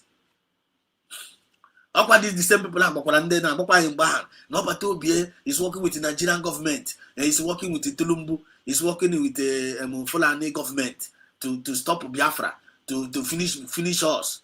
Now Tongoza Rabeze or about Fulani is in Nigerian Social Club. He's in the Nigerian Social Club. He's working with the Nigerian Social. He's the one using the tobacco and destroying us. The same people are Kitana. Now rejoice. The same people are now rejoicing the Nigerian government to Rwanda, Nigerian Finland government to Rwanda, na Finland. The same people are now rejoicing na man the Kiyon Joe me, Masin the Kala. Okwa the same people are na the Tongoza Rabeze is a Fulani agent. I want to celebrate. I want to open the Nigeria that after Nick Behapere, Nebe Sabine Banon that not only that I make quite sure. Arrest the Tongozara. If you go the reason why you go API, Nankan Cameron and I the Tongozara, look at the people that are propagating it. And also such a the only thing in one Finland now by and do to us now hanging a letter. Unchata letter. Only letter hanging in the Finland bar. I'm Chorema in hand in a letter. And the only one year letter what you can in the Finland. Under whose command? Under whose command? Because one young body later, she's no more with the USB. She's no more representing USB. So under Brigi, can you have a letter hanging in the Finland government? But as time goes on, and you're in the Ezokuni Negapativa. Ezokuni Naganopa here. Ezokuni Negapota Ife. I met when I saw no Mundeba. If you don't find no name medicine, no nobla maran konebu. Maranke na art, make sure you work na this our movement and give baza. Don't soil your hand, don't soil your soul, don't sell your soul, don't sell your destiny, don't sell your good character. Make sure no name apply, self-discipline. Make sure you have respect for yourself.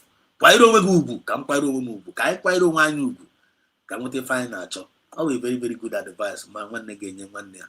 Always very, very good advice. Any gain, always very good advice. Comrade again, comrade Ibea. Nkatana biasi kambia rege. when I get this movement, can get to which to this way to our enemies. Does it make sense? Or we face it easy? The answer is no. Or we face it easy? So mjucho ma juju asi amwane ngare cha nwanne ma na or we face it easy. Consciously ga gbagi that no we face it easy. Then all na consciously gwa cha no we face it easy. Why still yet na gi we continue the prosecute to continue kwa na plan ko ti say nwanne ga no if when ire cha nwanne ga we face it easy. No if when ire cha kwa nwanne ga na you get enwe peace, you get enwe onwe gi. You get enwe joy gi we na ire ga an ire tere ya. Then why are you still yet doing it? I want to know the cause. You don't need the destined for destruction. That is exactly what this woman is doing. That is exactly what that Obieze is doing. And they are the one pushing her to commit all this evil. They are the one pushing her. On a very, very good day. And this Obieze, if I go here, nobody, is an invisible man. When you picture, when you know, no matter how these people operate, for you to know how they operate, these evil people are how they operate from darkness. And I will light, and I will darkness. And they say so. Check it China Samoru. When you're more China Samoru, it's only just one picture for no black America. When you nobody other, when you're matching every day, nobody knows her.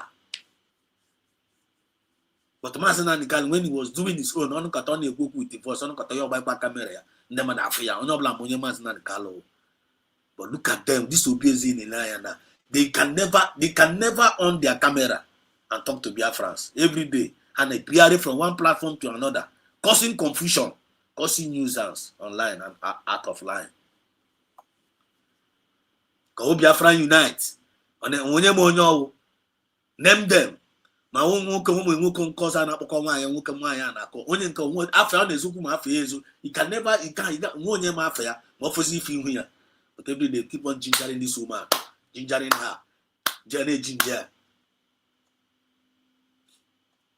Then can you find out was a free man equal to onye?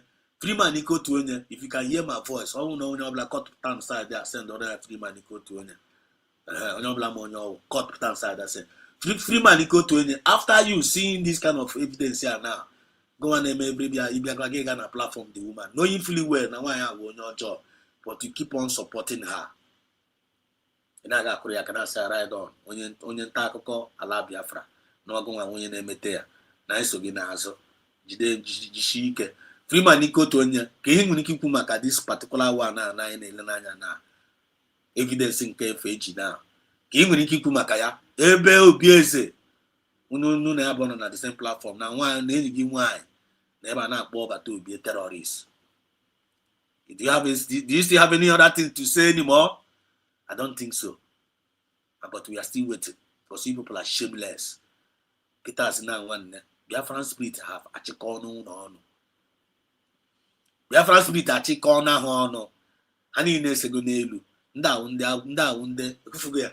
Red farmer na hana on bagam amago ha both red both spiritually and physically. These people are kita na ano on the wanted list. This kita ni na kita na ano on the danger list. This people if ano kita na one eligwe no ajugo ha. How do you go condemn? If you go to say condemn, I say by our words we are justified, and by our words we are condemned. Okay, if we end that John how we put through one on a condemnation. Always go wash it. Always open. Listen. No, Yes. So the court consider me invite. Oh, consider me invite. Sure. I'm going to invite. A phone number ya. I can for communication. Young one over to be at the plan. My son terrorist over to be at them. My results also not over to be only make terrorist. Imagine. Okay, we are Chieko, Simon Ejiheko. Okay, we will take last day will take a terrorism. So before I just send the agent terrorist, Simon is a terrorist now. Oh, when Catania Simon Para before I send the Simon they go to terrorist. And when both jobs also not Simon plan we get that. So Hannah me going Hannah go the Uber the guys because the channel go Kena Korea my channel my queen the woman just Katina Baneke.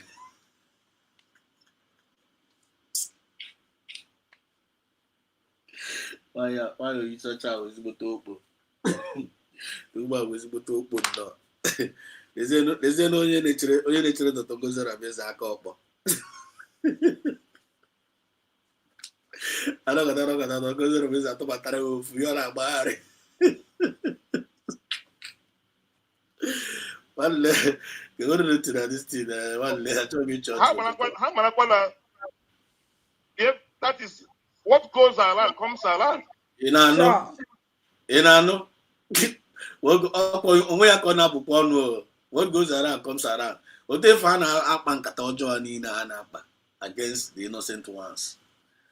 Thank God ha ya masịkwa sure what goes around comes around. Sure, we agree with you. I agree with you on this one. What goes around comes around. Mkpụrụ ọbụla onye ọbụla akụrụ onye ọbụla ga-aghọ ya. Onye ma what goes around comes around. Mkpụrụ ọbụla onye ọbụla akụrụ everybody will reap am. Onye ma the true definition of what goes around comes around. Ịghọtago? Well, onwe unu anụgo this thing about uru some of you anụgo ya. Achọrọ m ka nchịkọta this early morning podcast because m ga-agbapụkwa very soon and go for my daily bread. Ịghọtago? So lee n'anya nke a na unu ga-ele anya na ka nchịkọta with this one. I jam this one also. I want to this our brother JT, Prince JT Gallery. And Jideki, you are doing a great job. Let's go to you for bringing expositions. Ilanya eba na agogo nu next and online. Only got from careful na above bam. Up the other day.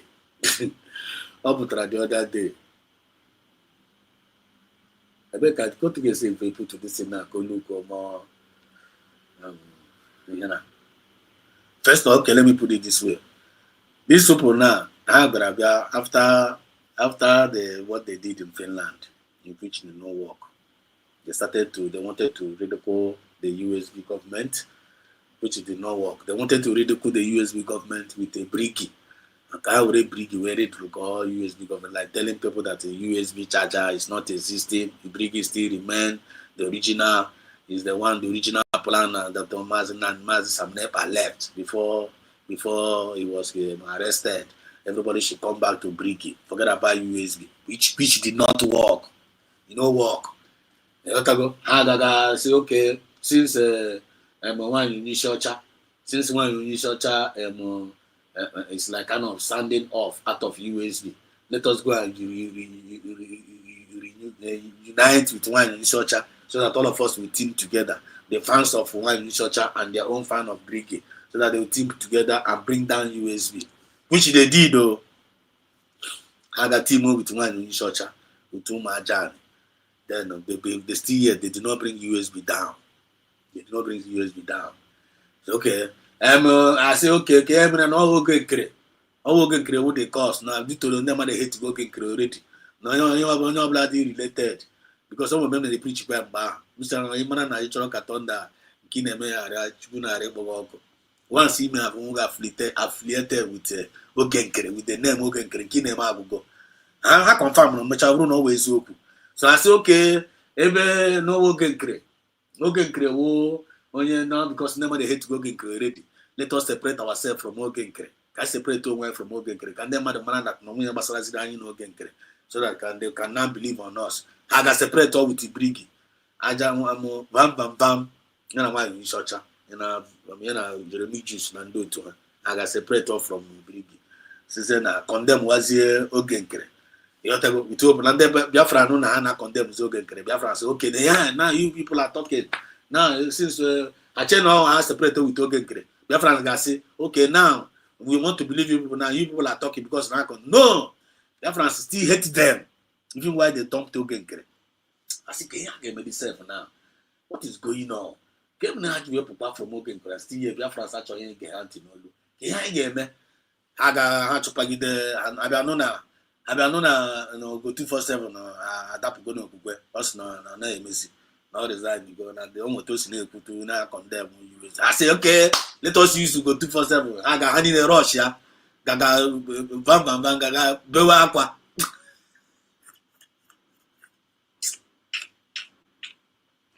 Papa, we don't know what it is.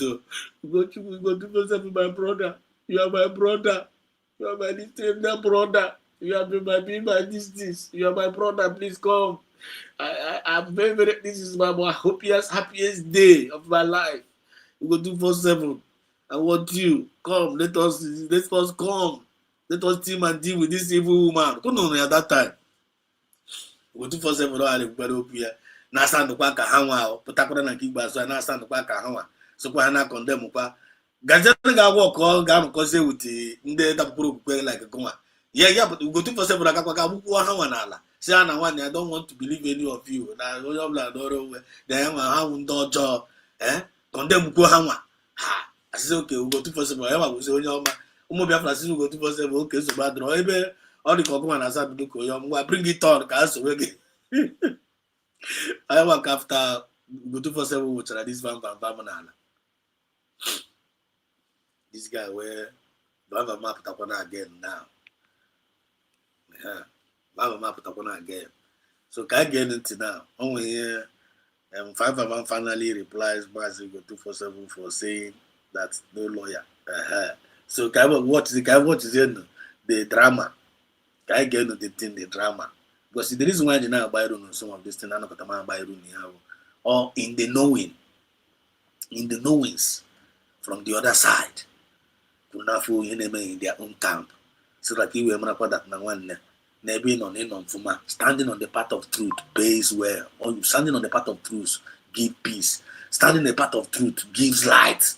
Standing in the path of truth will never confusion will never come near your dwelling. Standing on the path of truth, your eyes will be cleared. Don't allow anybody to mislead you.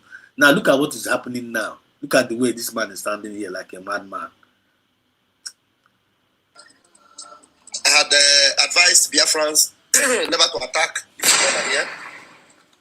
But I am not here to attack him, but I'm here to speak about his wickedness. I'm here to speak about his wickedness. This brother here, no wonder every day you will never see anything good. This brother here, how can we go 247 about his wickedness? These people are chameleon. They are chameleon. 247. But if you feel genuinely any genuine Biafra see you to do over there, any genuine Biafra name more popular achara. They can't. And I'm able to achara. It's very, very disgusting to genuine Biafra. So no in our DNA. Any Biafra no believe for na potala put today, tomorrow your achara. One na demo up and dojo they are. They don't pay attention to such individuals. Because when you pay attention to them, they will mislead you. Can't for sure. That agent of racy. That agent of racy. If once you dance to their tune, straight, and racy and they would be okay. By the time you may pay before you may pay in to go again racy already. Take it or leave it. Wisdom and redemption, kindness, and liberation to the hearts and the minds of our people. Are you getting the point? Eh? I can work for the one year before the mother. Okay, to record over there.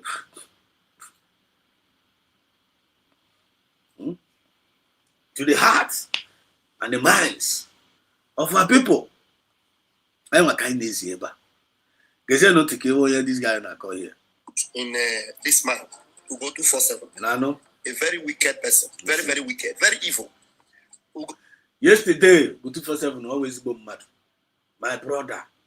Nayana was by the same state. No one near because of London no control that Ngozara base. Okoka no na go 247 potraga koto that Ngozara base. Koto US moto sina to so na go on down koto. Ya makaputa. Onye obile for control that Ngozara base now one onye obile for control that Ngozara base. He's a brother and a sister to Vam Vam Vam. He talk you one name Vam Vam Vam. Only to one name bam today. When the guy cut all out of the Mozora base or get cut all years because give one name bam will call you saint. Okay, if not got Pogoni Mosi. Bogo brother, Bogo papa, Bogo mama. But once you support Dr. Ngozi Rebel, support USB government, Van will call you Timo. Onyepanu kana kro di aka. Okono onyepanu kon move. Magazine nti onye nwanne go 247 no kapro nwanne yesterday. Today on akpozi a wicked man. Get listen to what he's saying. 247, this man here is a typical example of an Igbo Sabo. Nano. When they want to be like you and they cannot be like you, they go into envy. That's the way this man is wired. Once they want to be like you and they cannot be like you, they go into vain. Okay, now full confession here. Okay, now no Biafrans, are you guys listening to real life confession of these people? Confession called them here. That's why I'm talking about when they find him with him more. Biafra is a spirit. The ways are what things we can be only know more. You no go get anything. You cannot know more. So that you need get to the point. Very, very clear. Yeah, this guy could hear now. One judge the matter. Biafra make una judge him. Once they want to be like you and they cannot be like you, they go into envy. Once they want to be like you and they can't be like you, they go into envy and jealousy. They go into bitterness. That is their problem. Once they want to be like you and they can't be like you, they go into envy, hatred, bitterness for no reason. You know, John one neki mere onye okoroba ga abago onye akoroba onye ana amiare and na-achọ mistake ha ga-eji wee pin no go down and you know onwe ile child mistake onwe anything obele onye ọjọọ mere ha. Before na amaghị na onye ebido chebere gị aka ọkpọ. Just like one year nwaanyị isi ọcha si chere Dr. Ngozi Rebel aka ọkpọ bịa say we shall see Ngozi o mere gị gịnị ka ihe nwaanyị mere gị ka jụọ ha ka ihe o mere gị onye mechara jụọ ya nwanne ka ihe nwaanyị mere ya sịrị nwekwa ihe ọjọọ nwaanyị mere ya. Then why are you fighting her? Not to para ya one certain time. Gosh, ọ tọrọ go. Cannot tell you. Look at this Van in the line here. On no go 247 potara. Ya pụta boy and one near. My brother. Ya ka call. The guy we war na because onye nka the reason why onye cause am na ga nko because no man na o ga nko e ba ka mu Biafra ga lie completely. Yeah? And all of you people do not go and my young go to never go no football. For you people to go to Finland, God declare Biafra. Then Potaze Una Koya no na Koromo Biafra and Kibasa. Ever couldn't we finish your moon.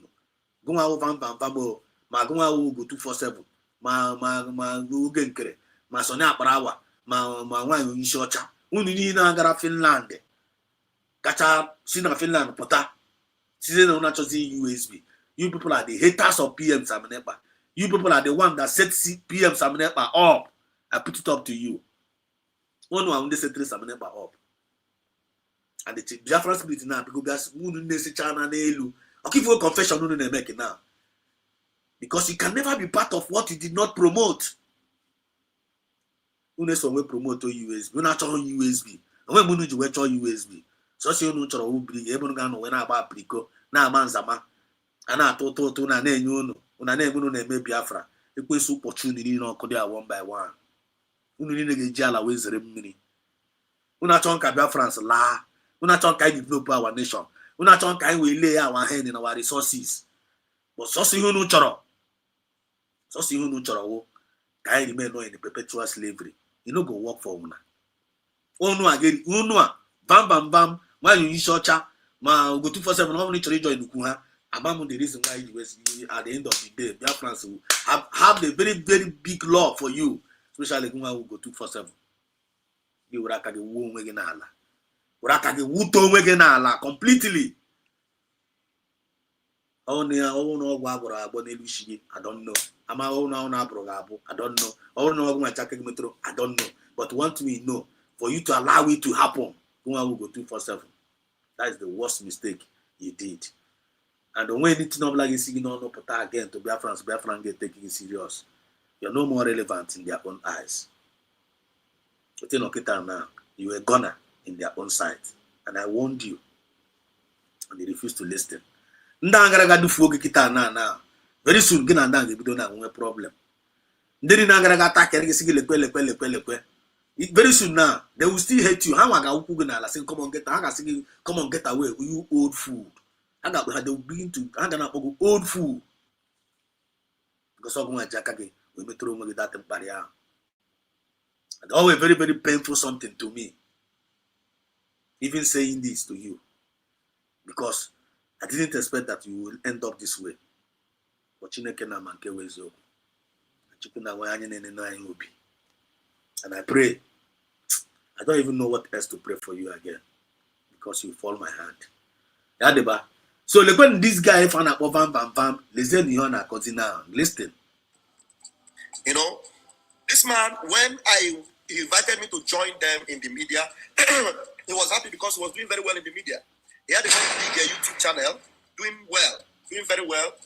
I never envied him. I never even knew that I would go into broadcasting the way I went into it. He encouraged me to it because he believes, he said, him and Austin Okonkwo, if you could remember Austin Okonkwo, they encouraged me to go to first. I will be hosting you. You will come into my program. I'm telling you, which is a very, very good job.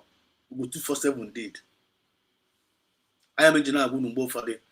I want a man in the main really the original in your mamma get money beao. You never muddy, all no milky necunyum, can Muddy cunyum, muddy cunyum mini with a mirror more. When your test to go away home, I call. One day with a minute more. When your test. It is a good thing, no way home, I call. But all on in a queen mad mirror come more, make passion in you, your channel mirror. Make passion in you, and that is where it counts. Ever can account. Job your ma, Job your jaw may name. Always some people that they do good to you. They'll do good to you with an evil intention. God always about the goodness they have. Some people will do good for you for evil intention. God will always be your ma. God will your jaw. Doing good to somebody with the evil intention, I will pay your ma. Okay, now. When you put now, in a post to the internet, to the world, which is a good thing. Even when this go 247 called us for a meeting, what they consider, I know what it took. I'm a free to gather us together like kind of when we meet now, consider it as a streaming. Because no a different part of the world. You have to go and all these independent broadcasters ourselves now one to be honest with you. You have to go. So you want to gather us together. I say, okay, I will saw the heart. I phobia as a child. Now this man will be a very great comrade though. Oh well, no, you so much love us and so much love our government. I saw that and say, yes, this is the man I have already loved for a very long time. And this is an opportunity. I matter where. Ya be akuzere anyị otu eme streaming. Ko kwa no enwa kuzichakwara vam of each vam le kukwa no nu here now. Now yes true no enwa kuziri na the thing which I can confirm. Osoto na ya na ebugide mmadu am. Yotago. Then after God using you to teach all these people now ka e were na arụ ka e were na ka na push government ka movement na aga. Why are you now reversing back? Why are you now rejecting what you started? Why are you now condemning what you have already built? Who does that? It's only a fool that does that. It's only a few. It's only a fool.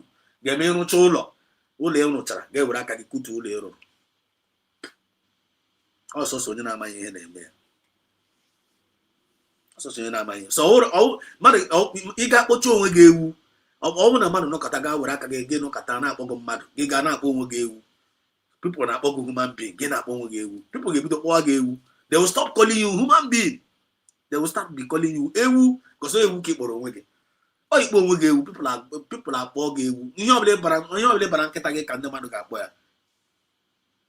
So afọ ọbụla onye bara onwe gị ka people ga-akpọ gị. Onye ga-akpọcha onwe gị ewu, a na-akpọ gị mmadụ, gị na-akpọ onwe gị ewu. People start calling you ewu. I imagine agwa ndị mmadụ nwanne onye mesiri onwe ya ewu na this Biafra movement are thinking that ị na-achị ime mmadụ ewu. Onye mekwana onye ya ewu in this Biafra movement are thinking na ị na-achị ime ya fellow Biafra na ewu. Look at them. Ha niile na-asazi asịsa. Vamba nkọ nke a tudo ọgbụpụ tudo ya rachara tomorrow. Onye nke ọzọ agbụpụta ya ọ ga-arachara tomorrow. Onye ọzọ ihe a ka a na-agbụpụgharị na-arachagharị. And you guys, you disgusting guys, expect Biafrans. You disgusting guys.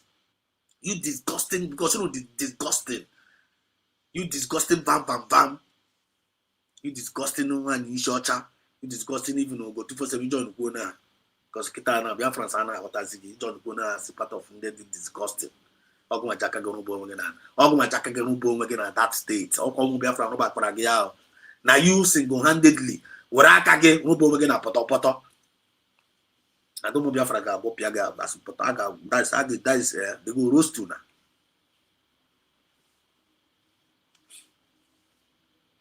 Because you know mere chọgburu onwe ya na njọ. Ndị a na-enene to whom much is given, much is expected. Role models unu nọkọta were onwe unu na-awụ n'ala. Then you expect ka ụmụ Biafra bịa tụwarụ n'aka. Emeju aji na-agwa unu na this Biafra movement ya na what you do is not about an individual. It's about we, the people. It's about we, the people. If you are in this Biafra movement, what you are doing is not about we, the people. One, you're on your own. No. You're on your own. You don't believe in this Biafra movement. It's not about we, the people.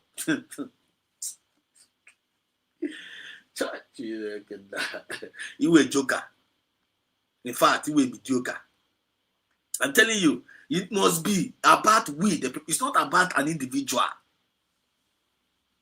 And when they know that kita na no so see him oh hi sabune ba onwa be one pota onwa ko so say anwa ka ama o when they know so hama oh so Mazina the Carlo if no be Mazina the Carlo forget about this Biafra. Which means you are not about, it's not about we the people. One Biafra is about we the people. But I need a leader at any given time. I need a leader at any given time. And that leader, I'm probably for on day. If we not believe for as a genuine leader, I want everybody must support that genuine leader. I don't need to go and work against that genuine leader. In the name of future, you make a point. In the name of more work, I got with Chineke na Bogo. Look at what this guy. After all teachers, the honorable at that stream here now. He put a new pakam gaputa. He the job again say, and na me teach them this thing. Na me teacher. Na me call this person. Na me. I. Everything I. Na me. Now waiting they won't pay me back. Now they won't take it for one now. Now not going to jack with for now. Nobody wants to pay you back with him. When we back to Chara, you test the mainstream, because Chara them are doing mainstreaming. Get pata na give full up again, full up, you have the full up, the government full up where you know go not mad about party. No, we got party now. I'm going to jack again at party again. And each one want to see how party got party. He continue now at the again, and then put them at the party again. Oh, a very, very big shame to anybody that reason the same way. I want to give Dokita na Manawi. Manawa when he now. Ọrụ ga-ebidokwa kịta na-amarawakwa ihe ma gụnwa vam ma gụnwa ugbo 247 ma anụ bidokwa na-amarawakwa ihe because ihe ahụ na-ezuzu n'ịntanetị na in the name of people are trying to convince Biafrans. You people are wasting your time. You people are wasting your time. The only thing Biafrans chọrọ na-anụ na from you people from Namatu ka ihe a ga-eme anyị ele ya our hands na our resources. Nwanne unu feel that na Dr. Ngozi Arabeza na-emete ọfụma. One vam is not a human being. Are you not a human being? Are you not a man? Go 247. If you learn that the tongue is the best are you not a human being? Are you not a man? I'm telling you of man for us, like I said now. Or even I be across the internet. I want to get you a. Are you kidding me? Or even I condemn on camera and card and one camera. I'm nobody have a higher lawyer. One. You're no more with the government. So who is going to give information? Who is going to give information? You are no more with the government. Who is going to give information about what is happening in the government? What is happening? Okay, the current update. What is wrong with you people? Eh? Each ebe kọtọwa na onwe ya mere nke onwe ya mere nke gị nwa mere gaa nya wetara na ya update na ahụ na onwe ya kpọtaga lọya gaa kpọta n'ụlọ ya gaa ka afọ unu pụta mụ na disgrace onwe unu. And we want to use this opportunity to talk to us Biafrans. If you know about this update of Maazị PM Sam Nepa, when government can never try an update. Government never try an update. But if I name MIP, I snag MIP, like we don't have we got everything. I can our government is transparent. They will tell you the ones you need to know. I don't know when can I show him how many website in the public they don't go bring them out. Because you hear mama they would have money here. Happen in there, update, tell us stuff. Happen down. Some of them now do update. Draw hand their own update. Ask them their own update in Kehawa. You don't believe in USB government. You don't work with the USB government. You don't contribute to USB government. But you want USB government update. Listen to this guy. Eventually, because I have a seed of God and the seed of Biafra in me, the grace and the gift of God has made a way for me, and I'm flourishing in this particular calling in my life. It is a call of my life. It is not something I put upon me. I am a messenger. This guy now used to pass my language. This guy now used to work on my language. Any language job like this now on my channel now. Most of them they used to see. Most of them they used to see. I talked about self-discipline and moral decency. I need to preach one self-discipline and moral decency. To God be all the glory.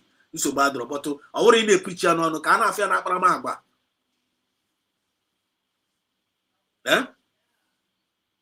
Kita say na me messenger, how mo nyozi. Osoro na msuwoku na wo nyozi. You a messenger of liar or messenger of truth. Bam. Which messenger are you?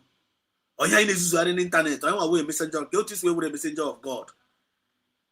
How are you a messenger of God? Chineke na body onuga okuan jimine kudat ni jonuga na asini we messenger of God.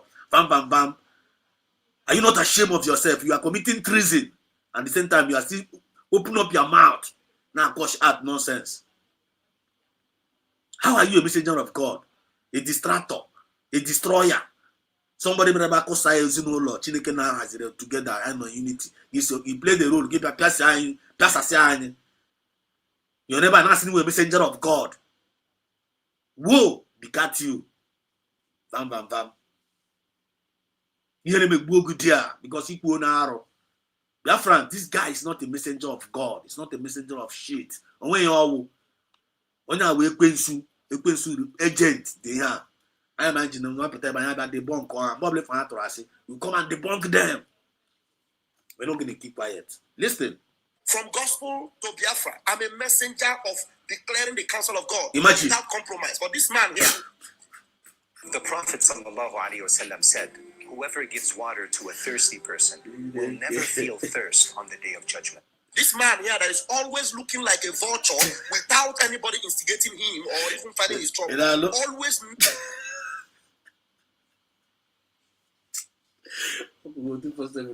Like a vulture. Yes, the dog when they are working out today, they only look like a vulture. Tomorrow now, go to for some tomorrow now. Say, yes, I'm on now. I've made up my mind.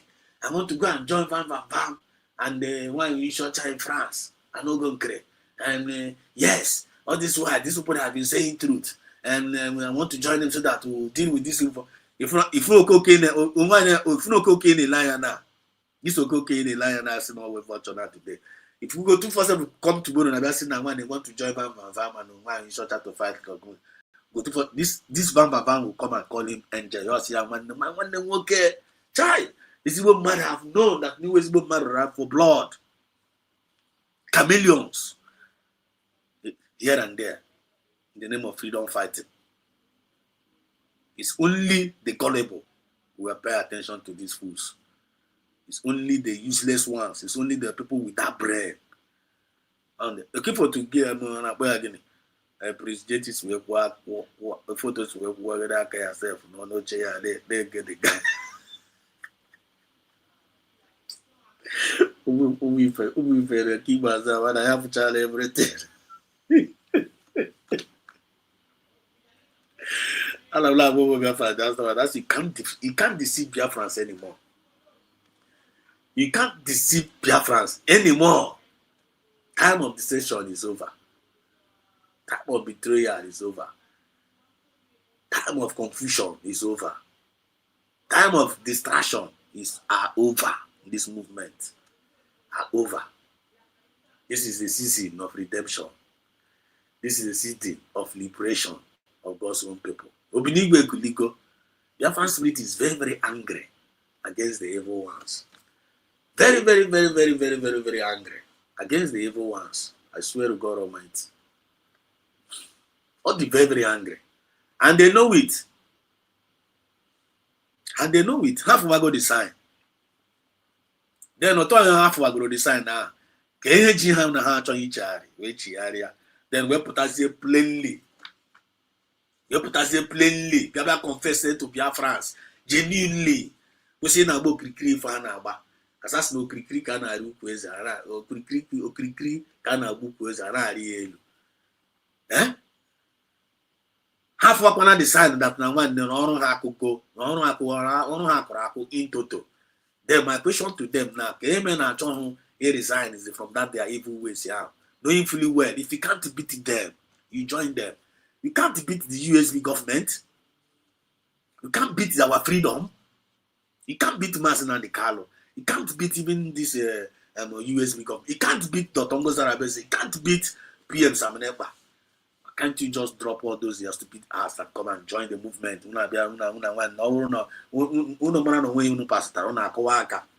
Kụwara ndị na-eme ya ọfụma una na-akụrụ ha aka soro n'ihe a na-eme na at least una na-akụgodo n'aka nna dan everyday una na-disgrace onwe unu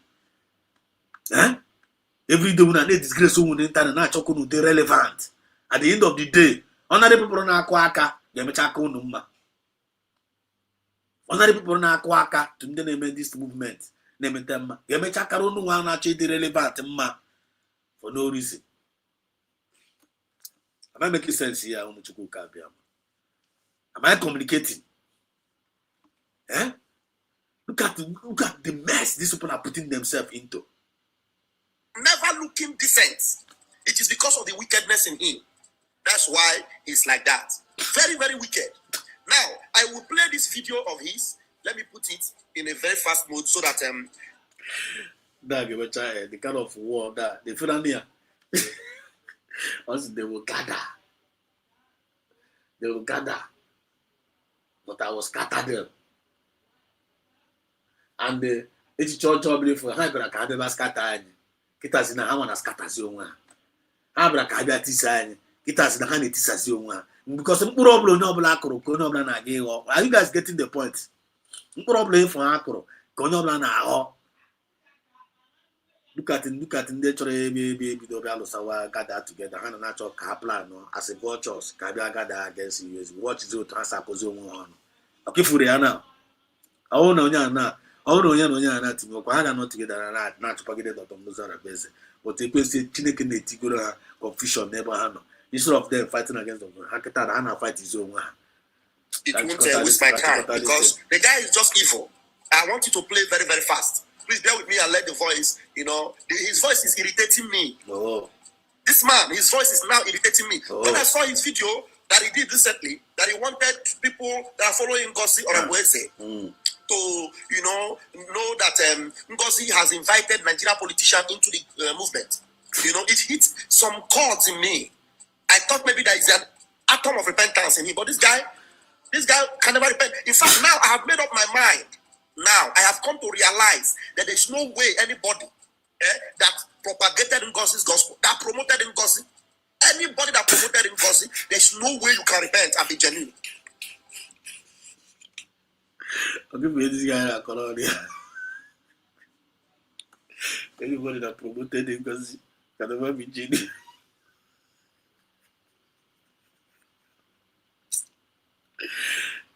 Chineke na Chineke na-eme ka ifuchie n'anya ifuchie n'anya ifuchie anya ka ketukwa nsogbu. No way. Anybody that promoted him, because you can never repent and be genuine. If you promoted him, especially in the media. Imagine. Especially in the media. Those that are following Ngozi, private, they are doing that, and they have not repented. I understand why. But when in the media, you pushed Ngozi, like the other lady that promoted Ngozi, and used Ngozi to destroy everything we are doing, and come as if you want to repent. Okay. Ngozi will destroy everything you are doing.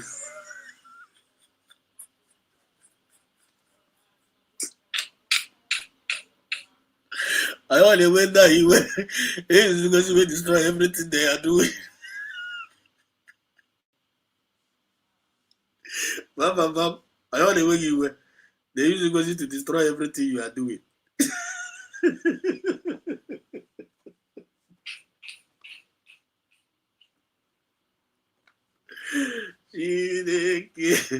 Bam. Okay. They use Ngozi to destroy everything you guys are doing. Another confession. Okay, Bam. Can you tell us that thing that you are doing that they use Ngozi to destroy? Can you tell Biafrans that thing in Ngozi will destroy ya? Why Biafrans now? Why can't you tell Biafrans? Can you have that Ngozi will destroy ya? Yeah? That's why you guys are angry against the independent medias. Yeah? Okay. No, I will pass media self. I know who Munu neme media. Ma ogen kere na akwụ n'ụgwọ. So na akpara ma agụnwa ma ada dị ọra mma. Even ma go 247 o so wekete. O so we rie. You tago. Akwụchara n'ụgwọ. Onwe na akwụ anyị n'ụgwọ. Bam. Is there anybody paying us? He said we are supporting Dr. Ngozi Rebeze. Even self, and then I want to support him. None of us is being paid, and we don't even care about payment. I am contented in what we are, on what we have. I am contented. I want to hustle in our table to our family. I am kuchakwa bill. I am go stream yard. We don't want to provide even talk to support. I am to fundraising. I am square me. Nkunu so they fundraising. Lazy men, complainants and murmurers without solution. No, Biafra movement. Not government. People don't want to go and work. We hope to suck Biafra. You can't Biafra na parego, which is it doesn't work that way. Actually, we our nation, lay our hand our resources, then over there can build our nation. I can't go everywhere. Africa na ga agba na dey say bugo. You go. At least now, you can as people that are in the media, they work with what they have. And when they will go phone, and they make broadcast. They are not complaining. When they want to go laptop, I go laptop. And I want to use this opportunity to even address our people.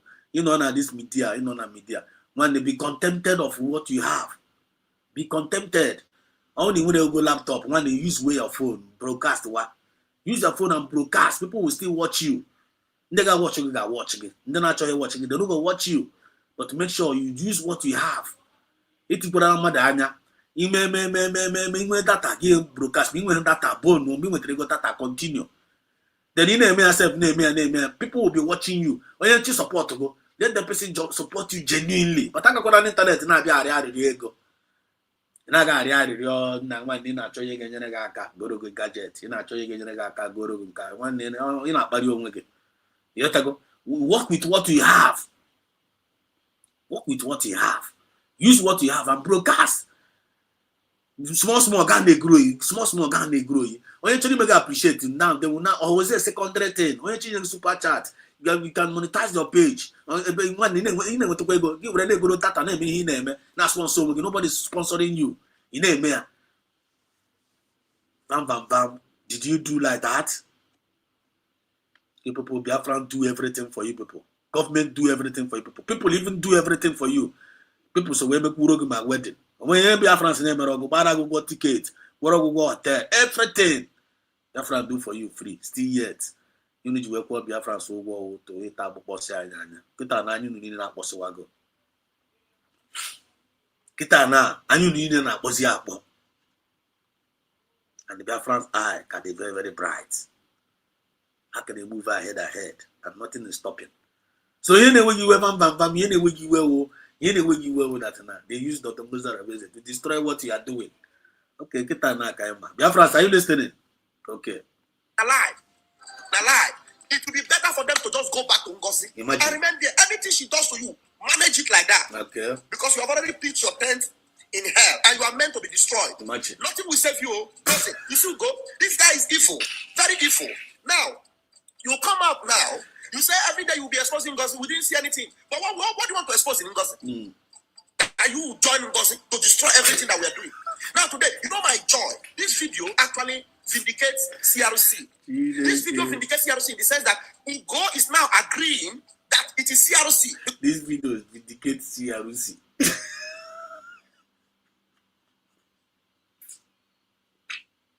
Agree with CRC, Conflict Resolution Center.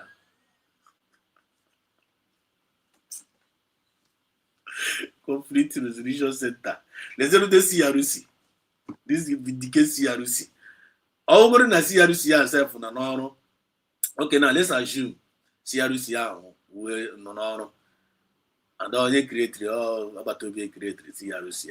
And the CRC are going to choose instead of you choose USB government, you choose CRC, reject USB. And I call that one up aside. Then I want to CRC. I will free no one won't care on there that vindicated you. What is the work of CRC? What is the work of CRC? Can you know the work of CRC? Is it not to make mass PM Saminepa created that CRC for to bring peace in a conflict? To bring peace in a conflict in this our movement.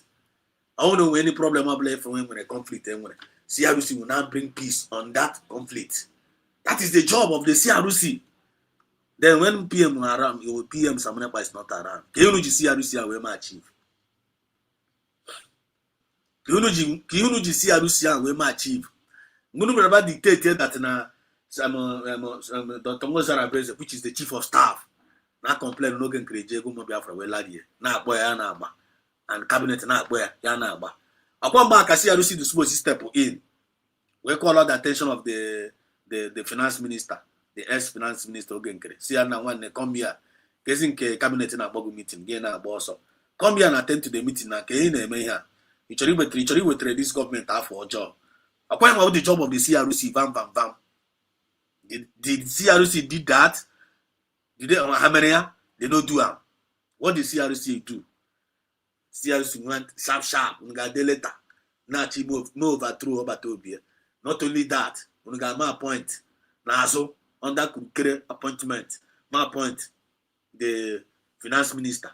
My appoint and I was the acting prime minister. Is that what the CRC did? Or let them in a corner. But is that what they're supposed to do? They're supposed to bring peace in the movement. Entire peace, but they do not do that. So you people failed.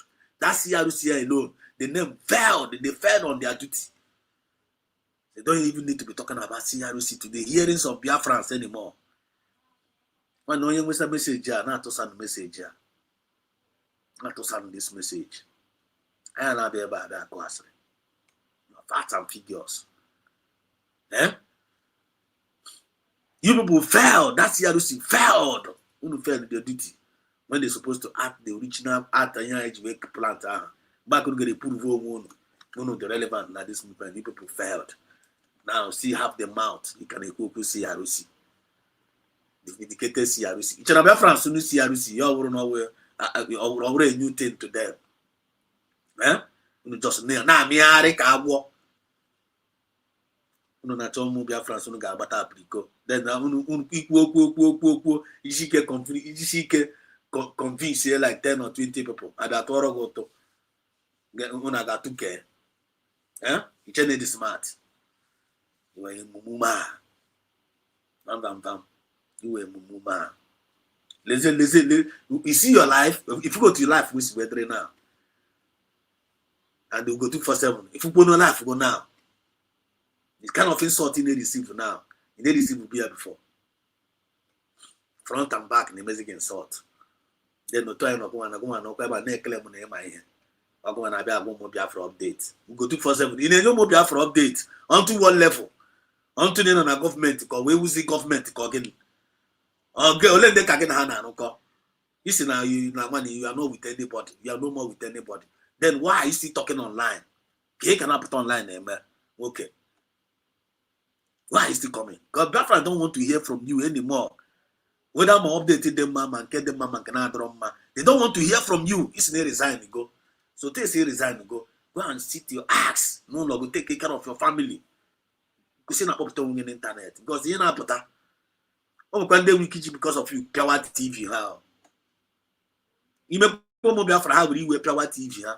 Or by you hang, I like daily shiggy. I don't know the reason why people don't want to listen to advice, but you not talk and never the again couldn't. When the country got a program and time we go job. Dr. Europe is with CRC. Ugo is admitting that it is CRC that should be doing the main thing and is now accusing us of abandoning our prime minister.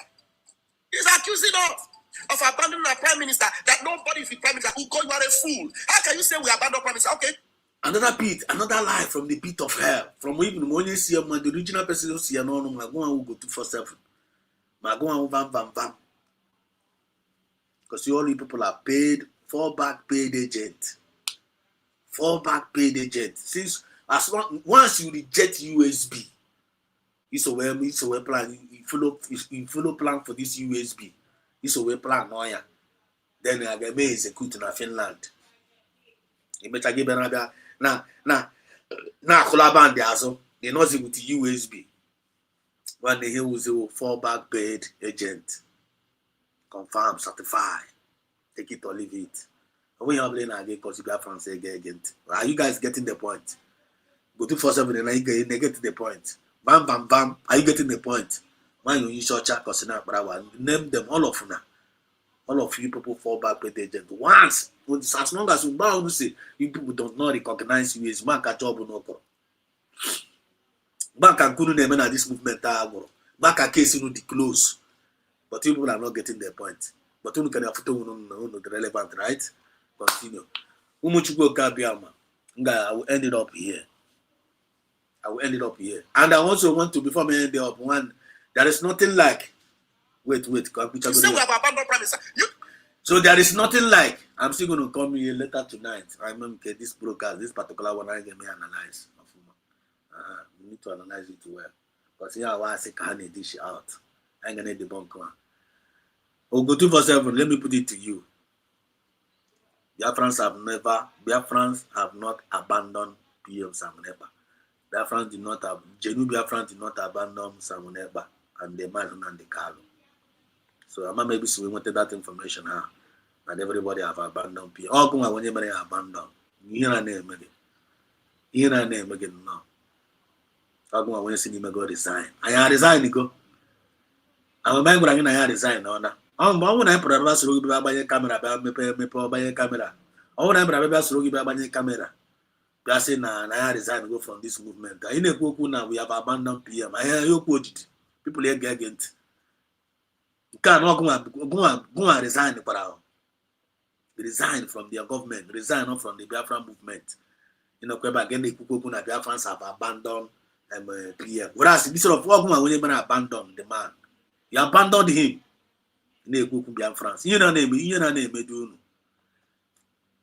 But I'm the boy upon no. Now go say some many. The name of feature make a point. I got social position, you take position and as you put in I got body on the internet. We go back more Biafra here we will. Kita na keep to keep up exposition abi.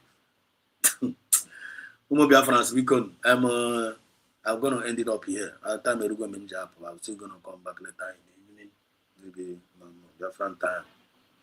7 p.m. Biafran time. By the special grace of God. More opportunity in the morning time, early morning broadcast. I will come and register any message that comes. It depends on the time and the chances. So reference, you can expect to see me live anytime, any day. Babula, I'm a chance. Babula, I'm doing my opportunity. Babula Zibera. I can register live. I can register upload. I don't know when no your plan name and come on for name and this movement. Make sure now the Kuaraka got up. Gotta go with a genuine mindset and with a humble spirit. No one can name. Don't allow these gossipers to confuse you. Don't allow these mediocres to derail you, to put you out of the track. USB represent grace. And when you fight against grace, you will be disgraced. And when you reject grace, you will be out of the race. And when you're out of the race, you will be in the trash. Opera Nicholas, I see you. Good morning from Bongo. So I'm going to drop it here. Long live Mazina De Carlo. Long live PM Samenepa. Long live the Tongas Arabese and all the genuine cabinet members doing the needful. Long live every genuine USB forces taking care of our land. Genuine ones. Long live you. Long live all the genuine media is there doing the needful. Long live you. Long live all the genuine citizens of Biafrans all over the world. I love you all. I hope to come across your way some other time. This is Biafran Exodus TV. Always bring you the message of redemption and liberation to the hearts and the minds of our people. God bless. They will.